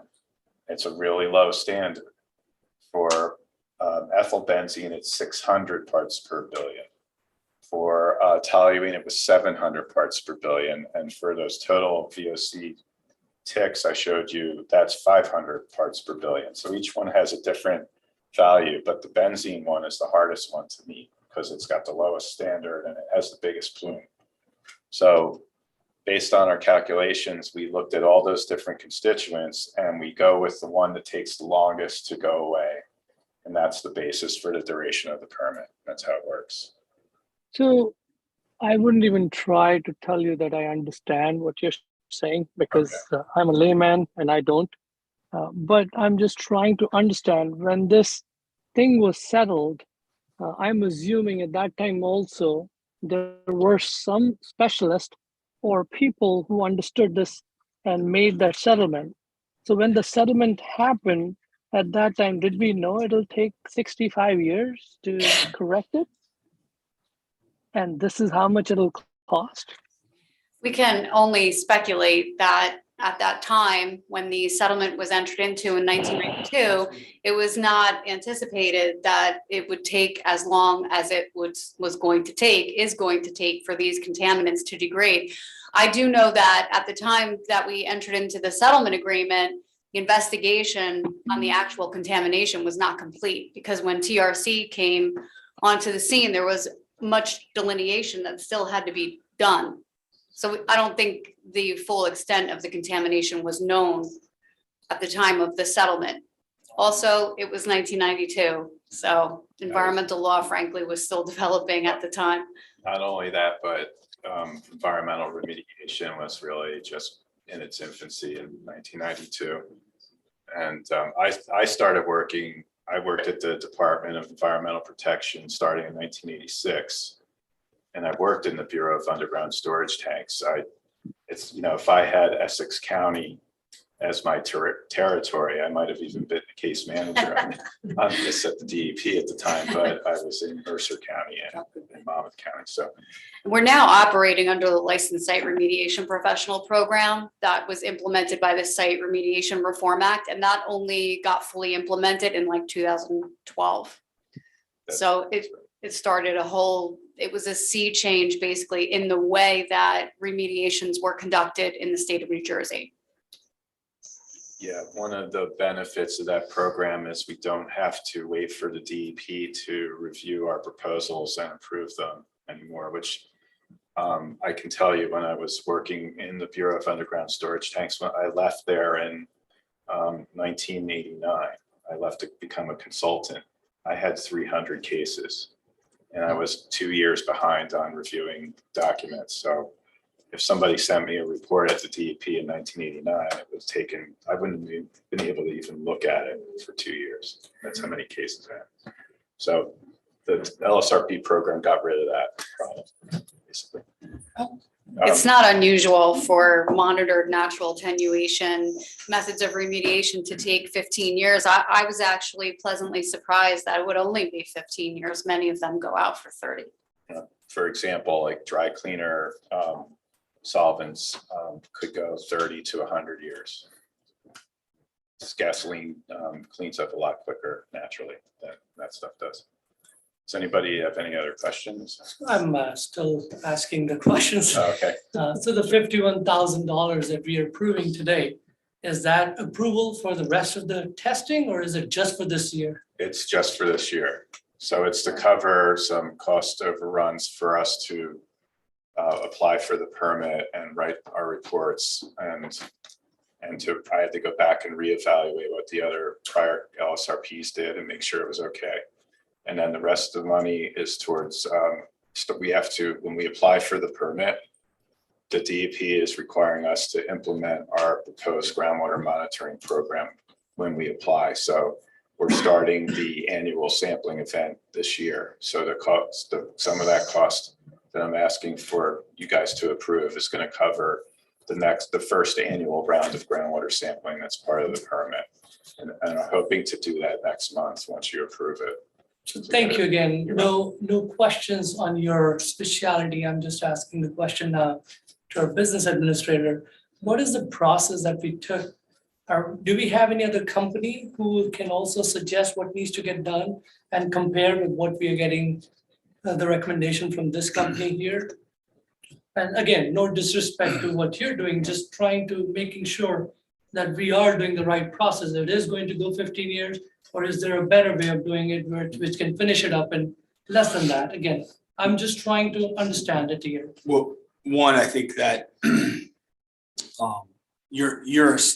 have an LSRP on the site. So if you go and you say, well, can you take a look at this and change your LSRP, then they're going to go through and do the calculation. You're going to spend money to get up to speed to where you are currently. I think the other thing is that we've had our attorney highly involved in this process and reviewing every proposal, and Joanne has an extensive knowledge in environmental law and environmental process. So understanding that what Jeff is presenting to the township committee and myself and whomever is not off base.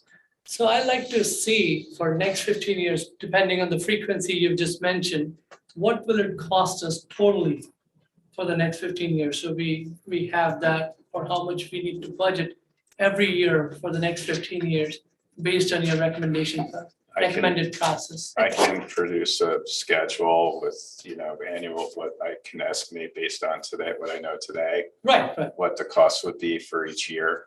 Maybe chart that out for you. And I can It's give it. actually in the proposal. So Committeeman Vinayak, in the TRC proposal, which is in the meeting agenda package, at the end, there's a discussion about just that. So this is a proposed budget for 51.7, which covers, but as Jeff was saying, part of it is a change order from a prior approved budget. And part of it is for work that will be done over the course of the next year or so. And then after that, we would expect TRC to be submitting proposals on a biannual basis. So in the proposal, it says the township may expect that such future estimated costs after the 51.7 will be approximately 14,000 to 16,000 per year during the first 4 to 5 years, not accounting for certain increases in fees.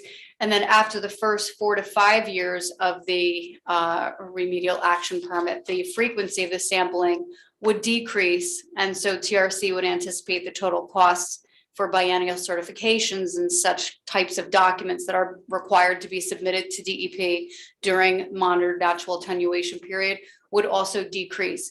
So in comparison, if this works, the future expenses are not much at all in comparison to what they have been.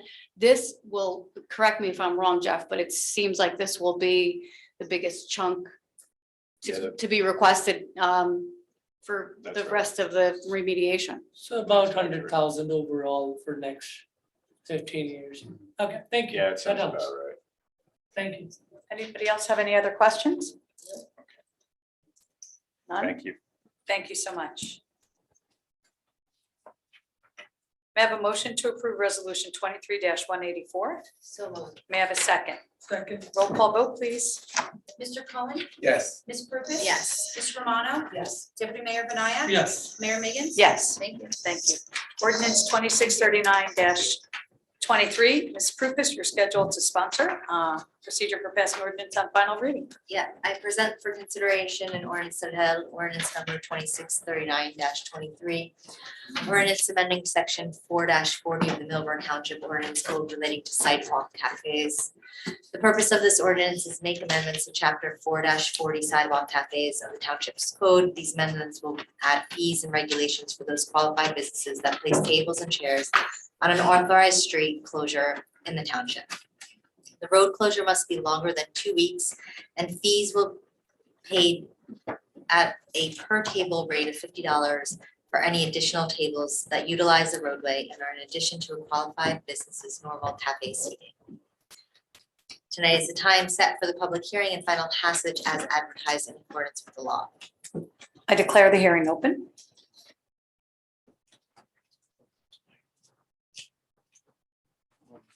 Jeffrey Feld, resident of the Poet section. There's a news desert in this town, and I have a question regarding the effective date of this ordinance, because that ties back to the ordinance, so-called pedestrian mall ordinance. When will this ordinance go effective? And I think that ties into the ordinance that you adopted last time, when that became effective. And even though we say it's really sidewalk cafes, because I think prior to the pedestrian mall, sidewalk cafes related to properties or tables on the sidewalks. And the question I have is, how was the price or the additional fee determined for tables or use on the pedestrian mall? So one, you have a question as the effective date, but how did you calculate the use? Why are we trying to recoup the monies that I think we've been told about $10,000 for the additional police from these fees for the pedestrian mall location? Because I think the only other location might be the boxcar. I don't know if Mr. Cosgrove is going to go come on a line, but he had asked questions about how we monitor the noise, and I think that should be addressed also if he doesn't speak. Thank you. Anybody have anything on? Thank you, Mr. Molman.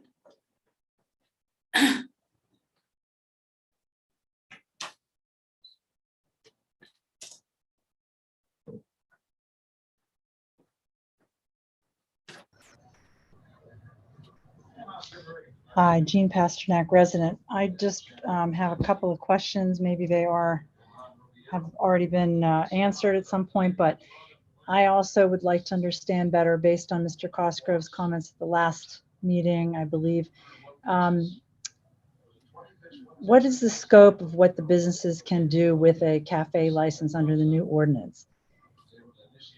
Can they do something beyond setting tables with diners, or will there be a wide definition of what?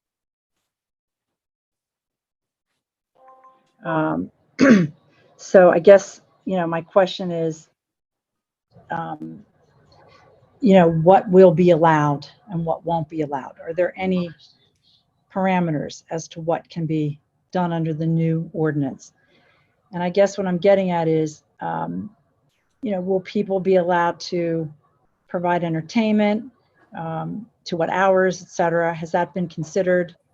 And I just wondered if that feedback that he gave was considered and included in this particular version that's being approved. And also, did other town departments actually review the ordinance? And what was the feedback from those departments, such as the Milburn Police Department? Thank you very much. Thank you.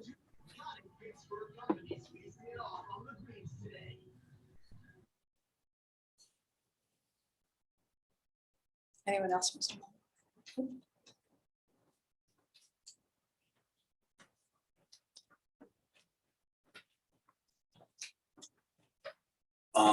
I have a question for the mayor. Will you be? I'm sorry, your name, please? Oh, Eric Osserman. Thank you. And you live in town, sir? Well, you know I live in town. I'm a 30-year For resident. the record, you have to say it. I'm a 30-year resident of Short Hills.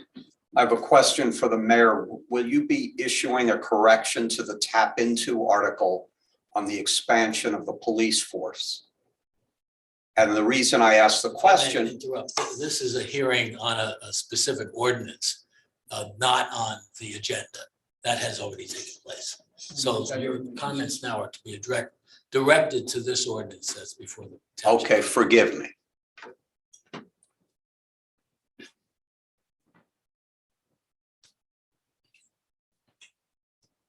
Tara, do you want to move it? We don't answer questions at this time.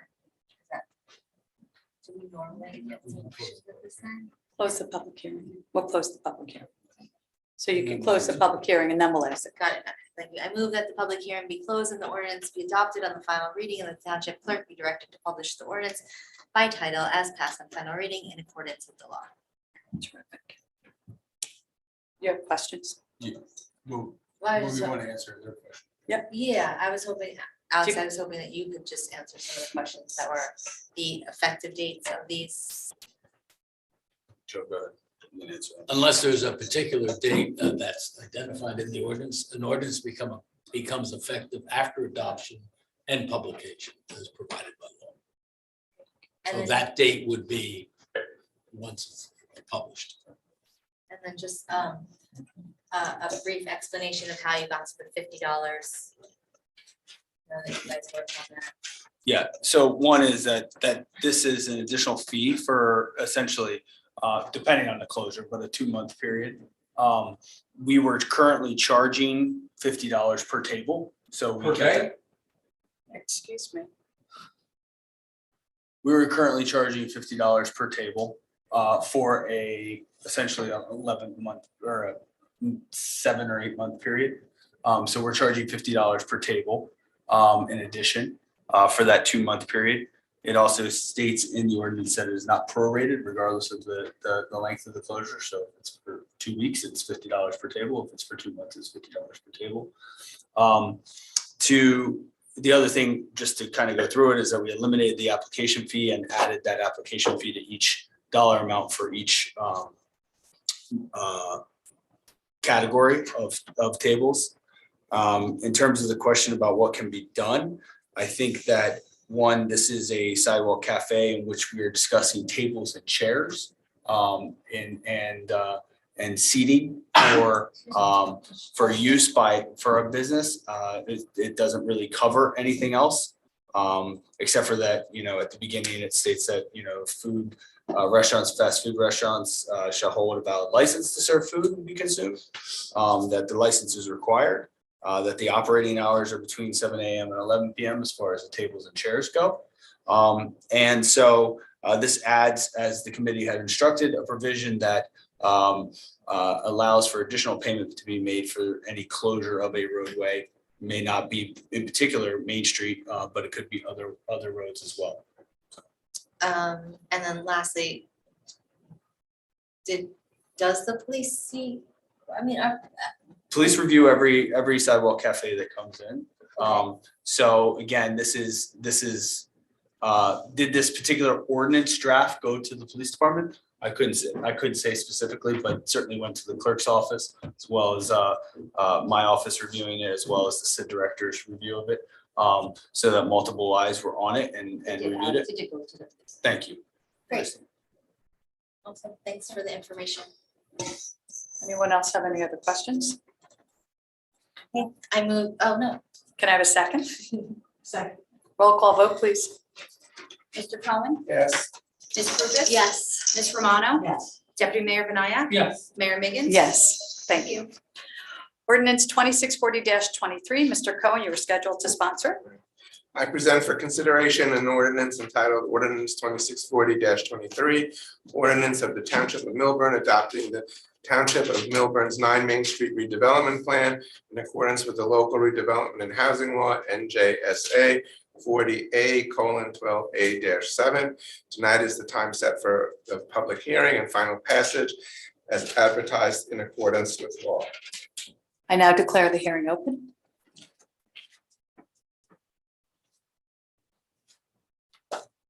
Jeffrey Fell, a resident of the Poet section in Short Hills. We're now talking about the 9 Main Street redevelopment plan. As we heard at the last planning board hearing, we are, as a community, are dealing with something for the first time. That is the redevelopment, local redevelopment housing law. I hope each of you have obtained a copy of this redevelopment handbook. It was issued in 2012. It explains the process that we are about to engage in. One, I made an open request for the report that was provided to the planning board by Mr. Graham. I never received it about what his findings, and this is the whole question about transparency. Why doesn't the public understand what was told to him about the redevelopment plan?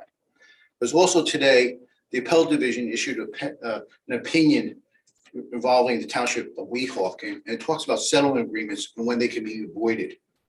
Be avoided for fraud or some other extraordinary circumstances. Let's step back and understand how we got to here today. The first predicate to a redevelopment plan, there has to be a finding that there's an area in need of redevelopment. We have to go back to March 2000. We really have to go back to 2008 when that whole side of street was found.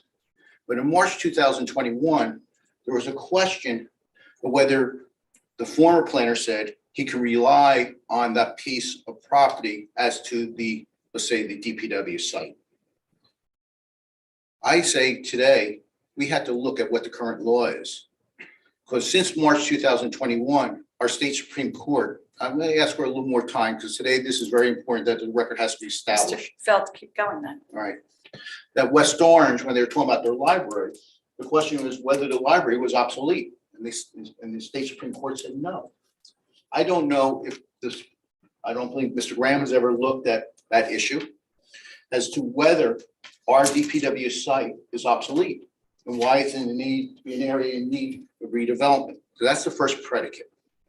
The next issue goes to the settlement that occurred in July, August of 2021. The whole issue about when the terms of that settlement was told to the public. At that time, the TC was under the impression that there was a prohibition by the court that you couldn't tell us the terms of the settlement. We know that's false. Prior to that, in June of 2021, we had a public forum. Mr. Marazzini and the BA said that nothing would happen to that property unless the public had their input. There was no public input as to the property. Now we get to the redevelopment plan. There's a question, before that, let's step back, that there's been a conditional designation of a redeveloper. At that time, that occurred, I think in 2021, I questioned how can you designate a redeveloper prior to the enactment of a redevelopment plan? I don't know how you do it. And then tonight we get to the redevelopment plan. A redevelopment plan is you're creating new zoning for that area of property. I think you should consider what Mrs., I forget the woman who spoke before, I think her name was Mrs. Rosenthal.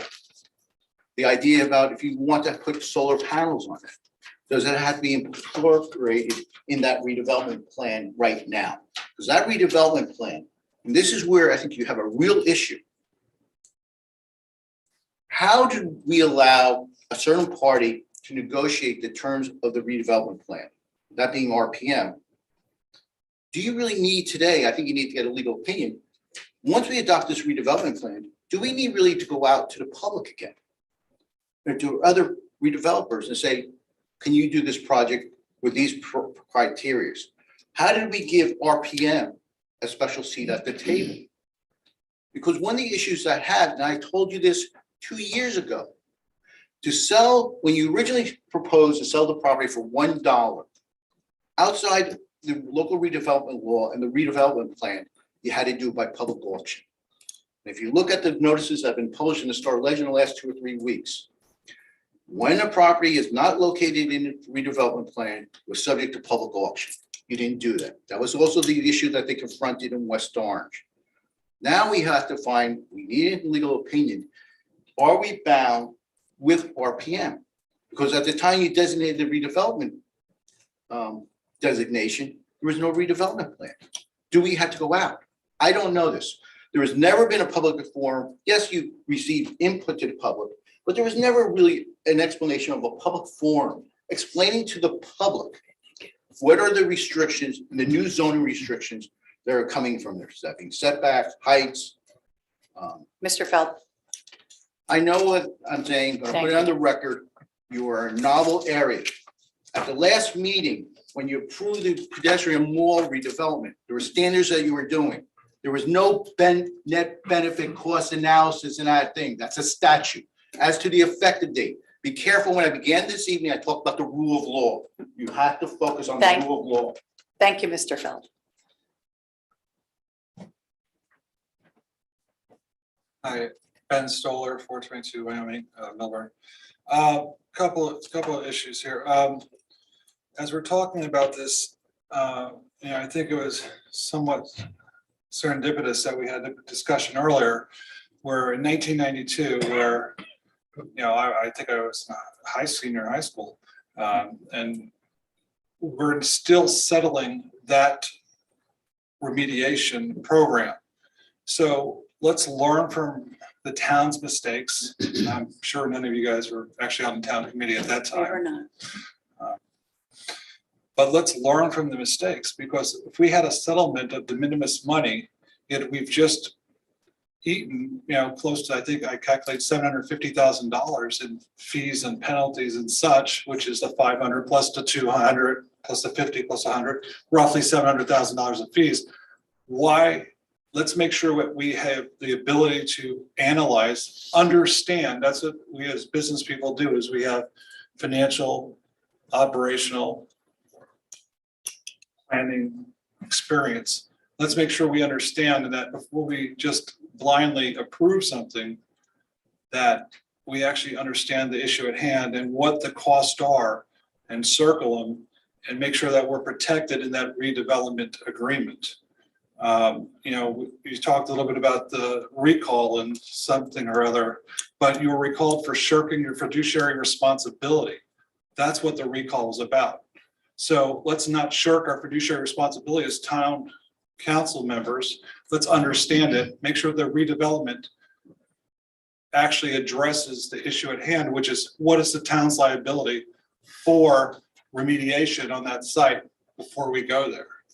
Because we're all going to be dealing with it some of us a lot longer than others on this town committee, but it's a residents issue as well. So thank you.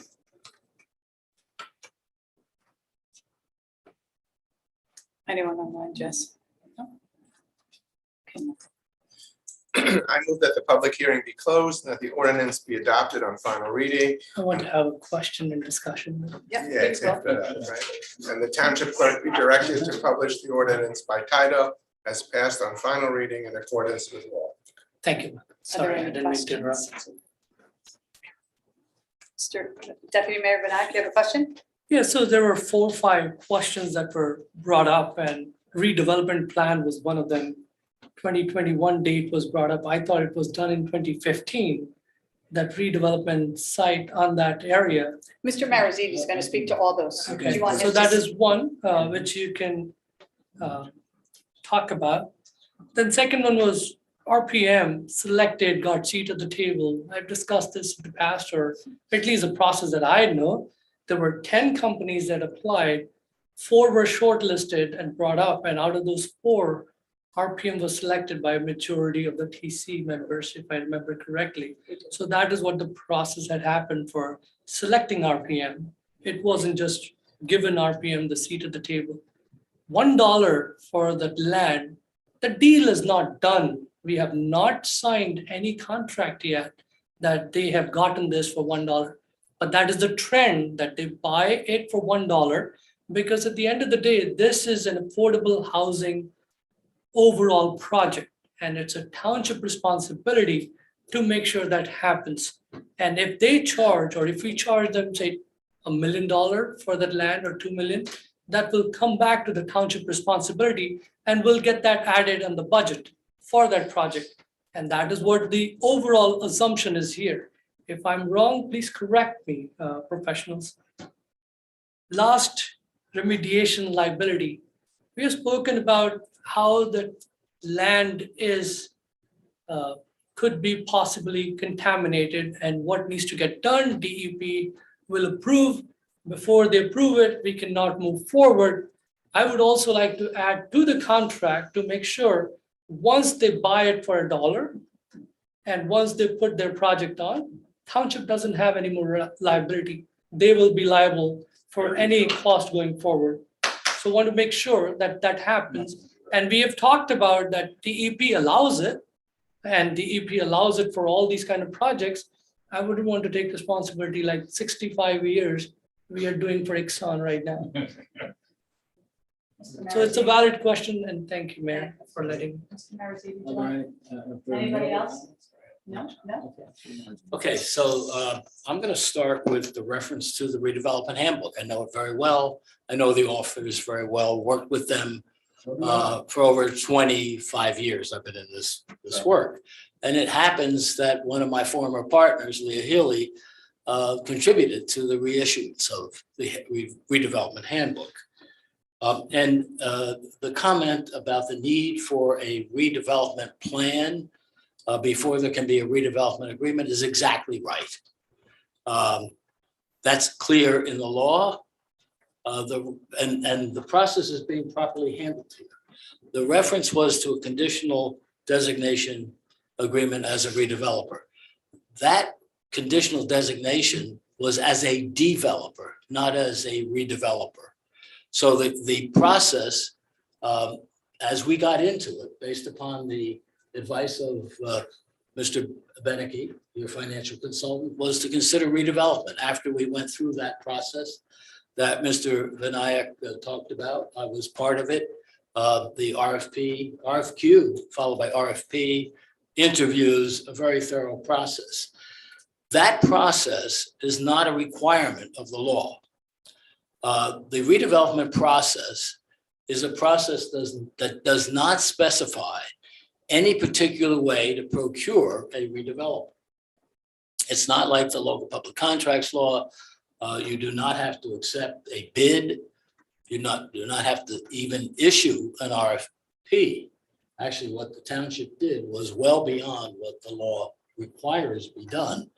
It's often been said that a person could just contact the municipality and decide that they would like to redevelop property. And if they meet other criteria, they can be chosen. So there's no issue with that. One of the other comments that I certainly agree with is that you need to have a valid redevelopment study to determine whether the area is an area that meets the criteria in the statute to be determined an area in need of redevelopment. And the statute contains multiple different criteria. You only need to satisfy one of a series of criteria that go from A to H. The redevelopment study that was done here actually was completed in December of 2006. I happen to have a copy of it by Phillips Price Shapiro Associates. It wasn't adopted until 2007. But that study relied on not one, but two criteria for the designation of this area. And so the issue with respect to the Galenthon decision, that the Paulsboro-Galenthon decision that was referred to, has been amply dealt with here. In addition to this study that was done by Mr. Phillips, as I said, in 2006, 2 years ago, I think it was, we asked him to take another look at the facts in the neighborhood to see whether there was any reason to come to a different conclusion because of the time that had passed. We wanted to be sure that there had been no change that would render his opinion in 2006 no longer valid. He did issue a report to that effect that is on file with the township. And I would say, sadly, the report indicated that there was no improvement in the conditions in that entire area from the time that he did the study in 2006 until 2021, I think was that update. So we're on solid ground with that as well. There was a question about the need for a public auction. The redevelopment statute specifically states that if you have a redevelopment plan, you may convey property to a private party as a redeveloper for any amount of money that you feel is necessary or nominal consideration, which has been talked about here. That's likely to be the case because every dollar that's paid by the developer will come back into the township, as has been mentioned by the deputy mayor, in terms of the need of the township under the settlement agreement with Fair Share Housing to meet in full any financial gap on this project. So whatever we want the developer to do, the redeveloper to do, is going to have to fit in the budget, and if it doesn't fit in the budget, it's going to be coming out of the township's affordable housing trust fund. So that is the case with respect to solar panels or any other issues that are thought to be desired. There was a question about setbacks and heights. Those are all set forth in the redevelopment plan itself. They're full, there's pages that I'm looking at Mr. Petto, who's shaking his head because we worked on this plan together. It's very comprehensive and it lays out the box within which the project, so to speak, has to fit. There is an opportunity, if the plan is adopted, to negotiate all the detailed terms of the redevelopment agreement. And that, in my opinion, is the most important document in the entire redevelopment process. Why? Because that identifies exactly what is going to be built, and you can specify it to the type of screw you want to see. And it also identifies the project schedule, as well as a number of things that will be negotiated: indemnifications, environmental obligations, easements. There's a whole list of things that will be in the agreement, not in the plan, that will specify exactly what this project is going to look like, which, by the way, is something you cannot do in any other land use environment other than through redevelopment. In other cases, under the local municipal land use law, if someone comes in with a complying application, complying with zoning, there's very little that can be done by way of design and color and architectural style, all of that. So this is the mechanism. The redevelopment process is the mechanism that gives the township the maximum amount of control over what is going to ultimately happen. If this is adopted, and the court expects us to adopt it, but it's your vote. If this is adopted, the next step will be to thoroughly engage in the negotiation of the redevelopment agreement, which is a document that has to come before this township committee again for a vote. That time, not by ordinance, but by resolution. And you will have an opportunity to visit in that process all of the issues that are important and relevant to the process. There is not any requirement in redevelopment for a net benefit analysis. And if there was one, I think because of the settlement with the court, you would have met it. So if there are no further questions, I'll stop there. Any other questions? I just think it's really important to point out that this isn't a typical redevelopment case. And so when you talk about kind of the negotiations and what Milburn wants, like, you can't frame it in the typical redevelopment scenario, because this is not the same, like a typical redevelopment case. It is, you're exactly right. It is within the boundaries of the settlement agreement. Right. And which that means that- colors the plan and the agreement. Right, Yes. so to go in and say that we want this, this, and this, we don't really have a standing in the same way as if it was under a redevelopment project in a typical I agree scenario. with And I that. just want to put that out there, because the way you're explaining redevelopment is not, and while I understand why the committee has chosen to take this path, it is not, it needs to be stated that it's not a typical case of redevelopment. What we must do is provide a mechanism to build 75 units that are 100% affordable units. With respect to the design of the building and the features of the building, there's nothing in the settlement agreement that restricts that. And as I understand it from other sessions that I've attended, most recently at the library, I've heard Mr. Petto describe the very robust public comment that led to the issues about what has gone into this plan in terms of describing the bulk standards and et cetera, which he knows better than I. Any other questions? May I have a second? Second. Roll call vote, please. Mr. Cohen? Yes. Ms. Krukus? No. Ms. Romano? Yes. Deputy Mayor Banayak? Yes. Mayor Miggins? Yes. Thank you. Thank you. Old business, 911 dispatch, Mr. Benayer. Yeah, I had actually, we discussed this in the few meetings ago, and at that time, it would take some time, and we collectively suggested that let's put it on this date to come back and talk about it. Is there any movement or update in that direction? And this was just to refine it. We have 911 dispatch collectively with 3 towns.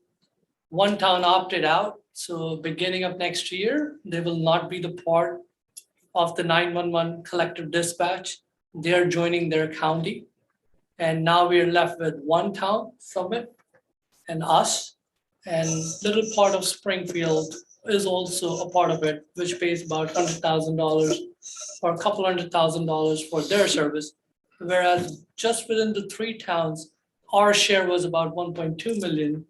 And the other town also similarly based on their call volume. Before we moved our call 911 dispatch to this collective township, we had it in-house here at the police department. And there were an employee here who was taking in, and then the officer at night. That employee still is in town at the police department. Now, since that 1 town left, the burden will come on to the 2 towns that are left in that committee. So 1.2 will go up, even if they reduce the number of people, it will still be very high because the infrastructure still needs to be there. So the question is to bring it back into town or join county, or what are the options we are doing? So we are not at last minute scrambling our head and make the decision at the end of the year versus make the decision now and go towards with a good plan by the end of the year. What do you have for us, Mr. McDonald? Okay. So there's a couple things I'd like to address, and I think that certainly there are some larger questions that I think need to be put out there to the township committee in terms of a direction, because there are a multitude of options available to the township. And what I will say first and foremost is that I have been conversing with the city of Summit throughout this time period. And there is a strong commitment from them to remain with Milburn. They do not have any plans to move toward Union County as New Providence did. There is an immense amount of synergy and cooperation between our 2 communities, most notably on the fire service side, which has automatic mutual aid. So I think that the first question to me, because, look, I mean, I can run down every avenue. And some are, larger options that are a little bit are different than certainly when we had it in-house, and certainly with what we have with the current joint meeting. I think Mr. Deputy Mayor Banayak had brought up at previous times, we had explored Union County dispatch. There's also Morris County dispatch. There's no Essex County option in terms of dispatch, but these larger county options are out there. And certainly, we've done a little bit of homework in that. Previously, we did homework by visiting Union County back in 2022. Since we found out about New Providence, Police Chief Gilfetter and Police Chief and Fire Chief Echeverria and I visited Morris County dispatch. But I think it's more of a because it's unclear what the cost would, or even if these union county or these larger county dispatch centers would be interested in Milburn, since we are an Essex County community and their operations are funded by county taxes in those counties, both Union and Morris. So, that would sort of, those are two options out there, but it would also assist me and the chiefs as we go through this process, whether that is a direction that the committee would like to go. And I'll just mention that in our conversation with Mike Peoples, who's the director of Morris County, he was hesitant only because neither of these counties have an outside agency from a different county with them. So I'll note that they're both good operations. They both have sort of impressive equipment and staff and things like that. However, and just by way of some additional information, Union County currently does 6 Union County communities for 911 fire and EMS. 911 police, fire and EMS. Morris County does 23 municipalities for 911 police, fire and EMS. So I think where I'm sort of asking the first question is there a desire for us to further explore this larger county option? And because that will help us narrow it. And before we necessarily answer that question, I'll just go through some of those other options that exist out there. Alex, I would just add to that, when we made those visits last year, before that, a couple of years ago, I don't remember when, at that time, the Union County head or exec who we were dealing with, or the person who actually got us to visit the facility and all those, he has actually indicated the cost, and he has indicated how much they would prefer for us to get on, and cost was about $800,000 for a year, and was also locked for 10 years with only 2% increase every year. And he has put that out there with us in that meeting, and Deputy Mayor Wasserman was also in those calls, and I don't know if that was ever in the email, but that is what was indicated. I also recall that number, but I recall 5 years. I didn't recall 10. But okay. Yeah. But I do recall that, Deputy Mayor. Thank you. So the other options that exist are a full partnership with Summit, which is what we currently have. And New Providence, but New Providence will come off, and it would be a full partnership with Summit. I've sort of gone through some pros and cons with each of these, and so if you want me to go through those, I certainly can with each of these options. But I'll go through the broader options first. Full partnership with Summit, fire EMS with Summit, police with Livingston, fire and EMS with Summit. Milburn Police dispatch themselves or have a dispatch center here.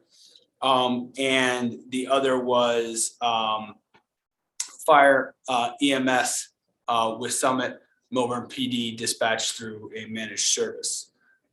So there's 6 total options at this point. I think that some of the questions that need to be considered is, 1, does Milburn want to consider a county option? And 2, how much value do we put on a relationship with the Milburn and Summit fire departments, and the possibility of Springfield still being loosely involved in this conversation? I didn't include them as part of this because it is not a guarantee, but Springfield Fire and EMS are the 3rd community that have automatic aid to Milburn and Summit, and of course vice versa.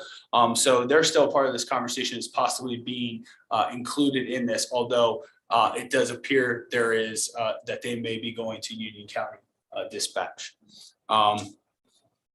So do I have hard numbers for the Township Committee right now? No, there is a lot in the air. I think that some of the things that I can tell you at this point are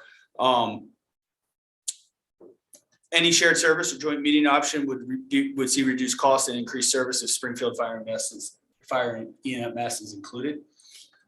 Summit has expressed their commitment to work with Milburn on a solution that at a minimum includes our fire and EMS remaining together. It is something that I think both their department and our department is extremely tied to. Our joint meeting dispatch location will remain intact into 2024. However, a staff reduction may be necessary when New Providence leaves the center. Mountain Valley would remain in New Providence until a determination is made on the above options. Our lease for New Providence space is valid through 2024. And I just said hard costs for various options are difficult to determine. However, we projected some costs and assumptions made on staffing level, facility expenses, and operational costs. What we do not have is what costs may be included in a shared service contract with Summit. Just by way of history, Township of Milburn has never, in my knowledge, or in modern times, dispatched its own fire. That was always done by Summit and was always done through contract service. We used to operate our own center, and we projected out those costs for what those costs would be in today's dollars. And those costs based on 6 dispatchers and a $50,000 capital expense per year essentially gets us to a dollar figure of just under $1.1 million. However, things have changed since we've run our own dispatch center in the ability to have only one person on the desk at a time. You can't do that anymore. You have to have at least 2. So while we're looking at 6 dispatchers, that number very well may need to increase. So there are a ton of variables in this scenario. However, I've been in constant communication with Summit, just so that you understand what they're currently working on. They are in the process of building a new fire department building. They have a space that is unused and would be allocated towards a dispatch center. And so they are looking at cost projections for that. So I'm actually waiting on them a little bit just to get those firmer dollar figures back. But I think that, again, just maybe some general direction would help so we can eliminate some of the options. And I'll just tell you that again, our fire department and Summit's fire department have expressed a strong desire to remain being dispatched together, because if you move them in any way, then that you lose that automatic mutual aid. So. And they have the space until the end of 2024. Correct. So it is possible to continue to operate that as a joint meeting between Milburn and Summit until the end of that lease, but there would have to be changes within that center for sure. Because to Deputy Mayor Benayek's point, what would be the cost for that for next year then? To remain as is. So that cost would be very similar to what we have, because you'd be reducing staff. You'd have to determine whether and again, I'm putting stuff out there that I haven't read, but like just that you'd have to determine whether you needed as much supervisory staff as well. These are all decisions that are going to have to be made by that joint meeting board heading into 2024. But I think that Milburn and Summit, much like yourself, and you had mentioned something to me at the beginning of this process, that we are committed that we do not want to be paying more than we're paying now. So, this is where it started. When we started this collaboration, we were paying, I think, $1 million or $1.1 million. Yeah. Moved up to 1.2, then was going to move up even more. And when we went back to them, we questioned, they made some changes and stuck with 1.2 or 1.25. So the increment was happening really heavy, and they were going to hire more staff, and then New Providence wanted to leave. So looking at the cost of just dealing with that with the 2 towns, and reduction on the cost? Because I think there was just one director and one assistant director that was replaced as just a secretary there, and then a training person. Everyone else was on those phones, taking the calls. So I don't know how much reduction we are talking. And if there are, again, honestly, if you want to bring it in town, that's fine. If you want to keep it at the county levels, county is doing, one is doing 23 and one is doing 6 towns. And they have a good infrastructure too. And the cost goes down, we have a steady calls for the next 5 to 10 years. Again, totally, anybody can think whatever they want. It's just that we should move in that direction, whether it's bringing it in indoor here, or if we want to stay with Summit, then we should have a clarification of how much it'll cost us. Yes. Putting Livingston Police, fire here, I think that is you're going to divert too many distraction here. Either we go one place, bring it all in-house, or go to a county. Again, we should put all together as one thought process, one infrastructure. Wait, if Summit's building their own. or we They're have- only building fire, as he mentioned. I haven't heard police yet. No, I said all in with Summit.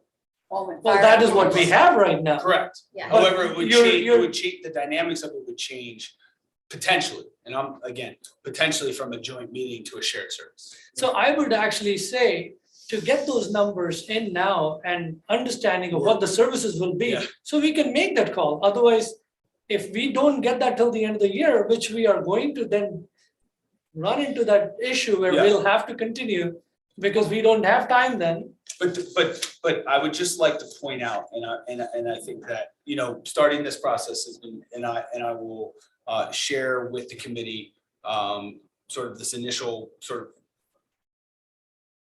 overview. But I think it's important to also note from, because certainly, I'm not involved in the Milburn Fire or Police operation. So I am looking at it sort of more like, what is the business side? What is the financial side of this? But you have 2 departments that operate on a public safety standard and our volunteer fire and EMS that they're more than just cost savings. There's a degree of pros and cons that need to be addressed within that sort of analysis. And so, again, one of my questions was, how much do we value the relationship that we have with Summit Fire? Because that's not real, is there a dollar figure that has to be factored into everybody's decision making if you say that we value that. There's other factors that will go into it, such as the way that the police department would operate if they went to Livingston, or if the way they would operate if they went to Summit or a county operation. There are other factors. And so I think I've spelled out a lot of this in a document that I'll provide to the Township Committee. And we are working on numbers. Like I said, we projected out what our dispatch operation back in 2014 when we left would cost today. And then also, and again, that was just for police. And then also working on numbers of what it would look like under those various scenarios, right? For a relationship with Summit. There are difficulties in this. Livingston is not stood up. That would be a difficult option. So all that's outlined here. I think to your point, Deputy Mayor, it's got us rolling and working on this and making sure that the hard part of this is going to be able to get concrete numbers on everything right now. But we are working on this. So I would just like to say 2 things. First of all, you said you were looking for guiding principles. Joining Morris County with just 23 towns sprawling all over the world, I think Milburn would get lost in the shuffle. So, I'm not saying, Union is better, not great, but the Union County option is better than Morris. I'm not saying Union one is good either, but to me, Morris is just too big. And we're like the edge of, we touch Chatham, that's where we hit Morris County. And it goes really far, and beyond. And I worry about that. The other thing is, I think if at all possible, it would be best to keep all the services together. I would hate to see, I think it just breeds inefficiency And this is not the time to be inefficient when there's some kind of emergency that requires personnel from all the different departments to get 3 different dispatchers sending people to the same place in a coordinated way. I don't think that works well. So those would be 2 of my guiding principles. Tara, do you have anything to say? I just think I think that Milburn's relationship with Summit as well should stay intact. And so, I mean, the way I see it happening is just you guys staying in New Providence for another year and then figuring out how to get to Summit. And if it's working, I'm not sure what, like, I understand that it might end up costing us some more, but I think and this is the recommendation coming from both our chiefs, which I think holds everything at this point. So that's what I would say to move forward with. Mr. Mom? So regardless, we have to stay in New Providence because of that lease is through 2021. Not regardless, but in my conversations with Summit, I think that there's a desire, because their building is finishing up in November. Oh, okay. So there's a lot of components that go into it. So the fact is that we have that lease through 2024. So I think that the idea is, however it's operating, it'll be operating in New Providence as you continue, as they stand up their set. And are we the only municipality in Essex that is not in-house? No, No, no, and the only town in Essex. no, we are not. There is a shared Shared. dispatch Yeah. up in the Colts. Okay, that's true, that's true. I would agree with what's already been said. I would either like us to stay with Summit, all services, like committee would go and say, or in-house. Those are my 2. I think if there are efficiencies we're looking at and Summit is working great, I would go to the even next level. Why just 911? Have fire department also The whole thing. get together and have that as one fire department for both towns. Oh, no. Yeah. No, I wouldn't do that. Okay. No. No. I like our fire department. But I think. I mean, that will still be there. I think they have a nice relationship. We share a lot in terms of the highway and with our police and with our fire, we do share a lot. And I had explained it, I think I had explained it in at a previous time, but should the fact that Milburn operates with Summit and Springfield the way that they do, if you were responding to fires with an NFPA standard, we would be deficient every time we respond. But with that mutual aid, with that automatic mutual aid, we respond within the 2 fire departments for the president. essentially, yeah. But I mean, but certainly on larger fires, it's a fantastic sort of relationship. But Okay. We move on to new business. New business, Mr. McDonald, residential storage and front yard setback regulations. yeah, so just real quick, this is as you know, the Township Committee has a subcommittee for zoning codes. And this is, both these next discussions under new business are recommendations from that subcommittee. Since Graham was here tonight anyway, we thought it was a good opportunity to introduce them to the Township Committee and then, again, receive your guidance on where you want to take it next, if we want to introduce them or not. So I'll turn it over to Graham so he can explain both of them. Yes, please. Good evening, Mayor Megan, Deputy Mayor Benayak, members of the Township Committee. Graham Petto, Principal of Topology, serving as Township Planner. First, before we get started, I do just want to thank our esteemed members of the Zoning Code Examination Committee. We work studiously throughout the year, meeting pretty routinely monthly to review issues raised by the Board of Adjustments annual report, where they're seeing a litany of variances related to certain provisions within the zoning code. Also issues identified by the zoning officer that are deficient in the zoning code. So this committee works diligently to mitigate those issues, address concerns, and facilitate a smoother administrative zoning ordinance for the benefit of the residents and community here in Milburn. Just a little bit of background. Can you just tell us who sits on that? Let me see, you're putting me on the spot if I can turn off my membership. Mayor Miggins is a member of the committee. Deputy Mayor Benayak serves as a member of the zoning code examination subcommittee. Mr. Fleetner. Yes, Mr. Platner from the Ms. Board of Glatt. Adjustment. Miss Jessica Glatt, also from the Board of Adjustment. Ms. Canfield. Allison Canfield from the Historic Preservation Commission. Eileen? Eileen Davitt, our zoning officer here in the township as well. Mr. McDonald. And Mr. McDonald participates. I think. There is Beth Zoll Ms. is Zoll. on that. Yes, Ms. Zoll. Chair of the. So I understand, so there's people from the planning board and zoning board. Correct, correct. But we're seeing like things that are constantly coming up. That, you know, they feel like they just have to make adjustments. Sure, correct. So, so the first draft ordinance that is scheduled, I believe it's the first on the agenda, is the residential stories and front yard setback proposed ordinance amendment. So the first couple of issues that are high level that I'm discussing here. First is that there is no maximum number of stories currently defined within the township's residential zone districts, meaning that there is no maximum number of stories that anybody can construct. Most towns throughout communities have a 2.5 story maximum, which is what this ordinance now will constitute. Which is a traditional design style with the slope roof at the upper floor. The second amendment contained herein is also to establish a prevailing front yard setback measurement. Right now, there's a hard 40-foot front yard setback across all residential districts, which presents a number of different issues for the zoning board and review of applications. In older, more established, denser neighborhoods, nobody has a front yard setback, so the board is seeing a continuous parade of applicants looking to just put a little portico on the front of their house or covered entryway.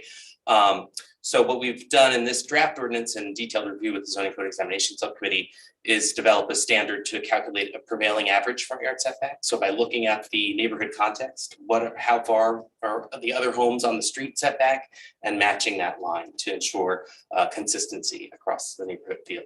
Just Yes. interrupt there because Sure.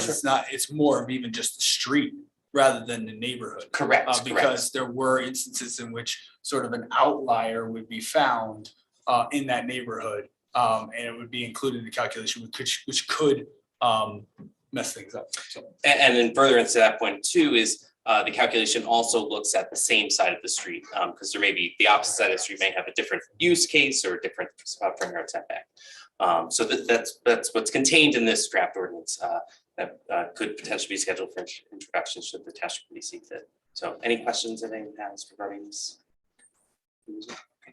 So I'll jump to the second one since I'm here Yes, already. please. So the second ordinance provision, similarly as I just discussed, is another series of amendments. This is specific just to the definitional section of the ordinance. In our time managing the ordinance with Ms. Davitt, we've identified that there are a number of terms that are not defined within the ordinance. So for clarity purposes, to support her review and interpretation of uses and different types of business classifications, we're proposing a series of amendments to add and supplement the ordinance to create those defined classifications and also bring things up to a more current standard. This will help her review, her efficiency, and kind of facilitate things to move hopefully a little bit more quickly through the process here within the township. We've also done some consistency of definitional terms with the Uniform Construction Code. So now we have some consistency. So building standards will be the same as zoning standards. Hopefully, again, like I said, advancing that efficiency opportunities. Anybody have any questions for Mr. Bennett this evening? I just have a process question. Can we somehow give a space for our residents to give input into any of this and ask them questions about it before we go through our regular process of introducing it in the second read? What are you talking about? What does that look like for you? I guess it would look like an information session. Hey, we're gonna change these zoning regulations and this is happening in the town, and if you want to have any input other than just our regularly scheduled township committee meetings. How do you all feel about it? I think it's a great idea. Just include them in. It's whatever we have, whatever documentation we have worked through, share that with the public. Yeah, we have to. So Ms. Ramon? I mean, it's discussed at It's discussed at township committee meetings before we vote on it, correct? And Graham's usually there. But it So I doesn't think give- there's an opportunity then for explanation and public comment. Yes. Mr. Collins? Yeah, I don't know, I think it's a little, I mean, we do these things and then we get two people to show up, so.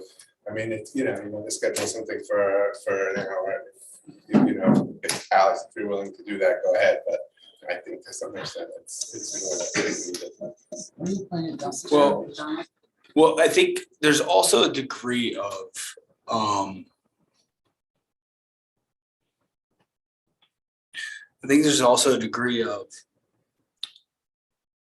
one, what are you making these changes for, right? These changes are coming from the zoning subcode committee that has identified issues and deficiencies in the code. And so, I think that's one of the questions. And then I think the other question is that,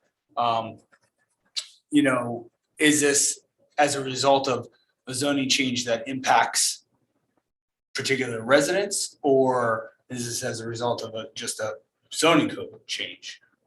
Or is it an ordinance change? Or, so what are the parameters that we'd all be working within and the expectation that we'd all be working within?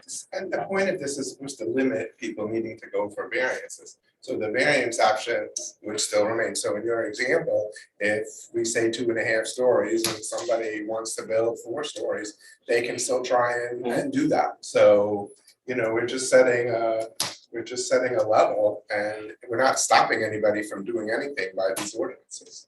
And if I could just remind the Township Committee, as part of this adoption process, should the ordinance proceed, there will be an introduction. And given that this is an amendment to the development regulations, zoning ordinance, there will be a referral to the planning board, at which meeting I do anticipate I will have to give a little bit more information since the board members are intimately involved with these things. So I do anticipate having to share that with them as well. So there will be another public opportunity where it's presented.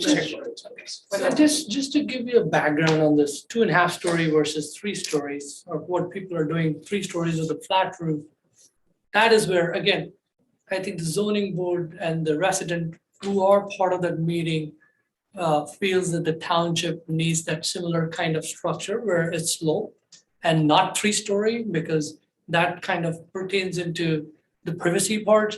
Now, what is the public input on it? You're right, it'll go to planning board and they can give the inputs there. But it's more like an information session, what we are changing and why we're changing. I think either or, both ways, there is nothing wrong in it. I think we're good sending it to the planning. It's got to go to the planning board anyway, so I think there's more than This enough is time. still new business, or is it going to go to old business and then go into ordinance? Or is it going to just go to planning board now? It needs to be introduced formally by this body. So this evening is just a discussion to identify that the zoning subcommittee has concluded their work on these 2. They're presenting them for you to consider as to whether you'd like to proceed. And that is when we can share it. Whether or not, right, so the question is whether or not you wish to, as the zoning board had asked us to do this, we came up with the subcommittee, whether or not you wish to move forward. I'm good with it. Yes, Yes. yes, yes. I still think you should let the people know, other than like an agenda, and the benefit of having an information session is saying, township, like these changes, we're talking about making these changes. If you'd like to have any input in it, let us know, but And the it doesn't planning board seem will do like, that. Planning board the and. planning board doesn't send out like an information session, like, hey, this is coming, not at 7 PM, not like, on a Tuesday night for the people that can't make it. And maybe nobody shows up, but maybe like a few people do. And you all talk about being transparent and wanting to include the community. And this is an opportunity to, and So I'm not opposed to having an information session. like, why either. not? It's just, it's an information that you're providing what we are going through. And then it'll be on the package and the agenda as well. That information will be there. So Mr. McDonald, okay, I'm fine either or. did you wish to say something? Yes, I do, because look, and I think certainly my objective is always to find a compromise here, because my concern is that again, I'll say it again, what are the parameters in which we're having a public information? Is it every ordinance that we bring on for There's discussion? zoning changes of, Okay. like, they're pretty big, it's a pretty big. So, I mean, again, a lot of these are pretty big as well, but so maybe there's something that can be accomplished to satisfy both, without having to say, well, and are we gonna have that information session during the day? Because if we do, then we might get,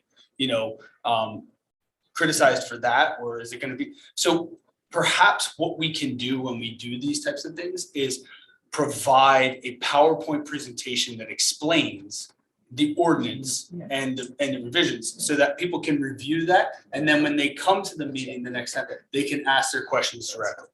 And that will be easier for us to facilitate. It won't be timeout that says, well, people have to try to get there and they have to, or that we're standing there with two people in the room. So Can you maybe put it that's with on the social media, like all the channels, say, put the thing out there and say, this is what we're talking about at the township committee meeting, this is gonna be discussed at the planning board meeting, and that way you don't have to have an actual meeting, but it's like out in the world. We're disseminating the information, letting people know what's going on.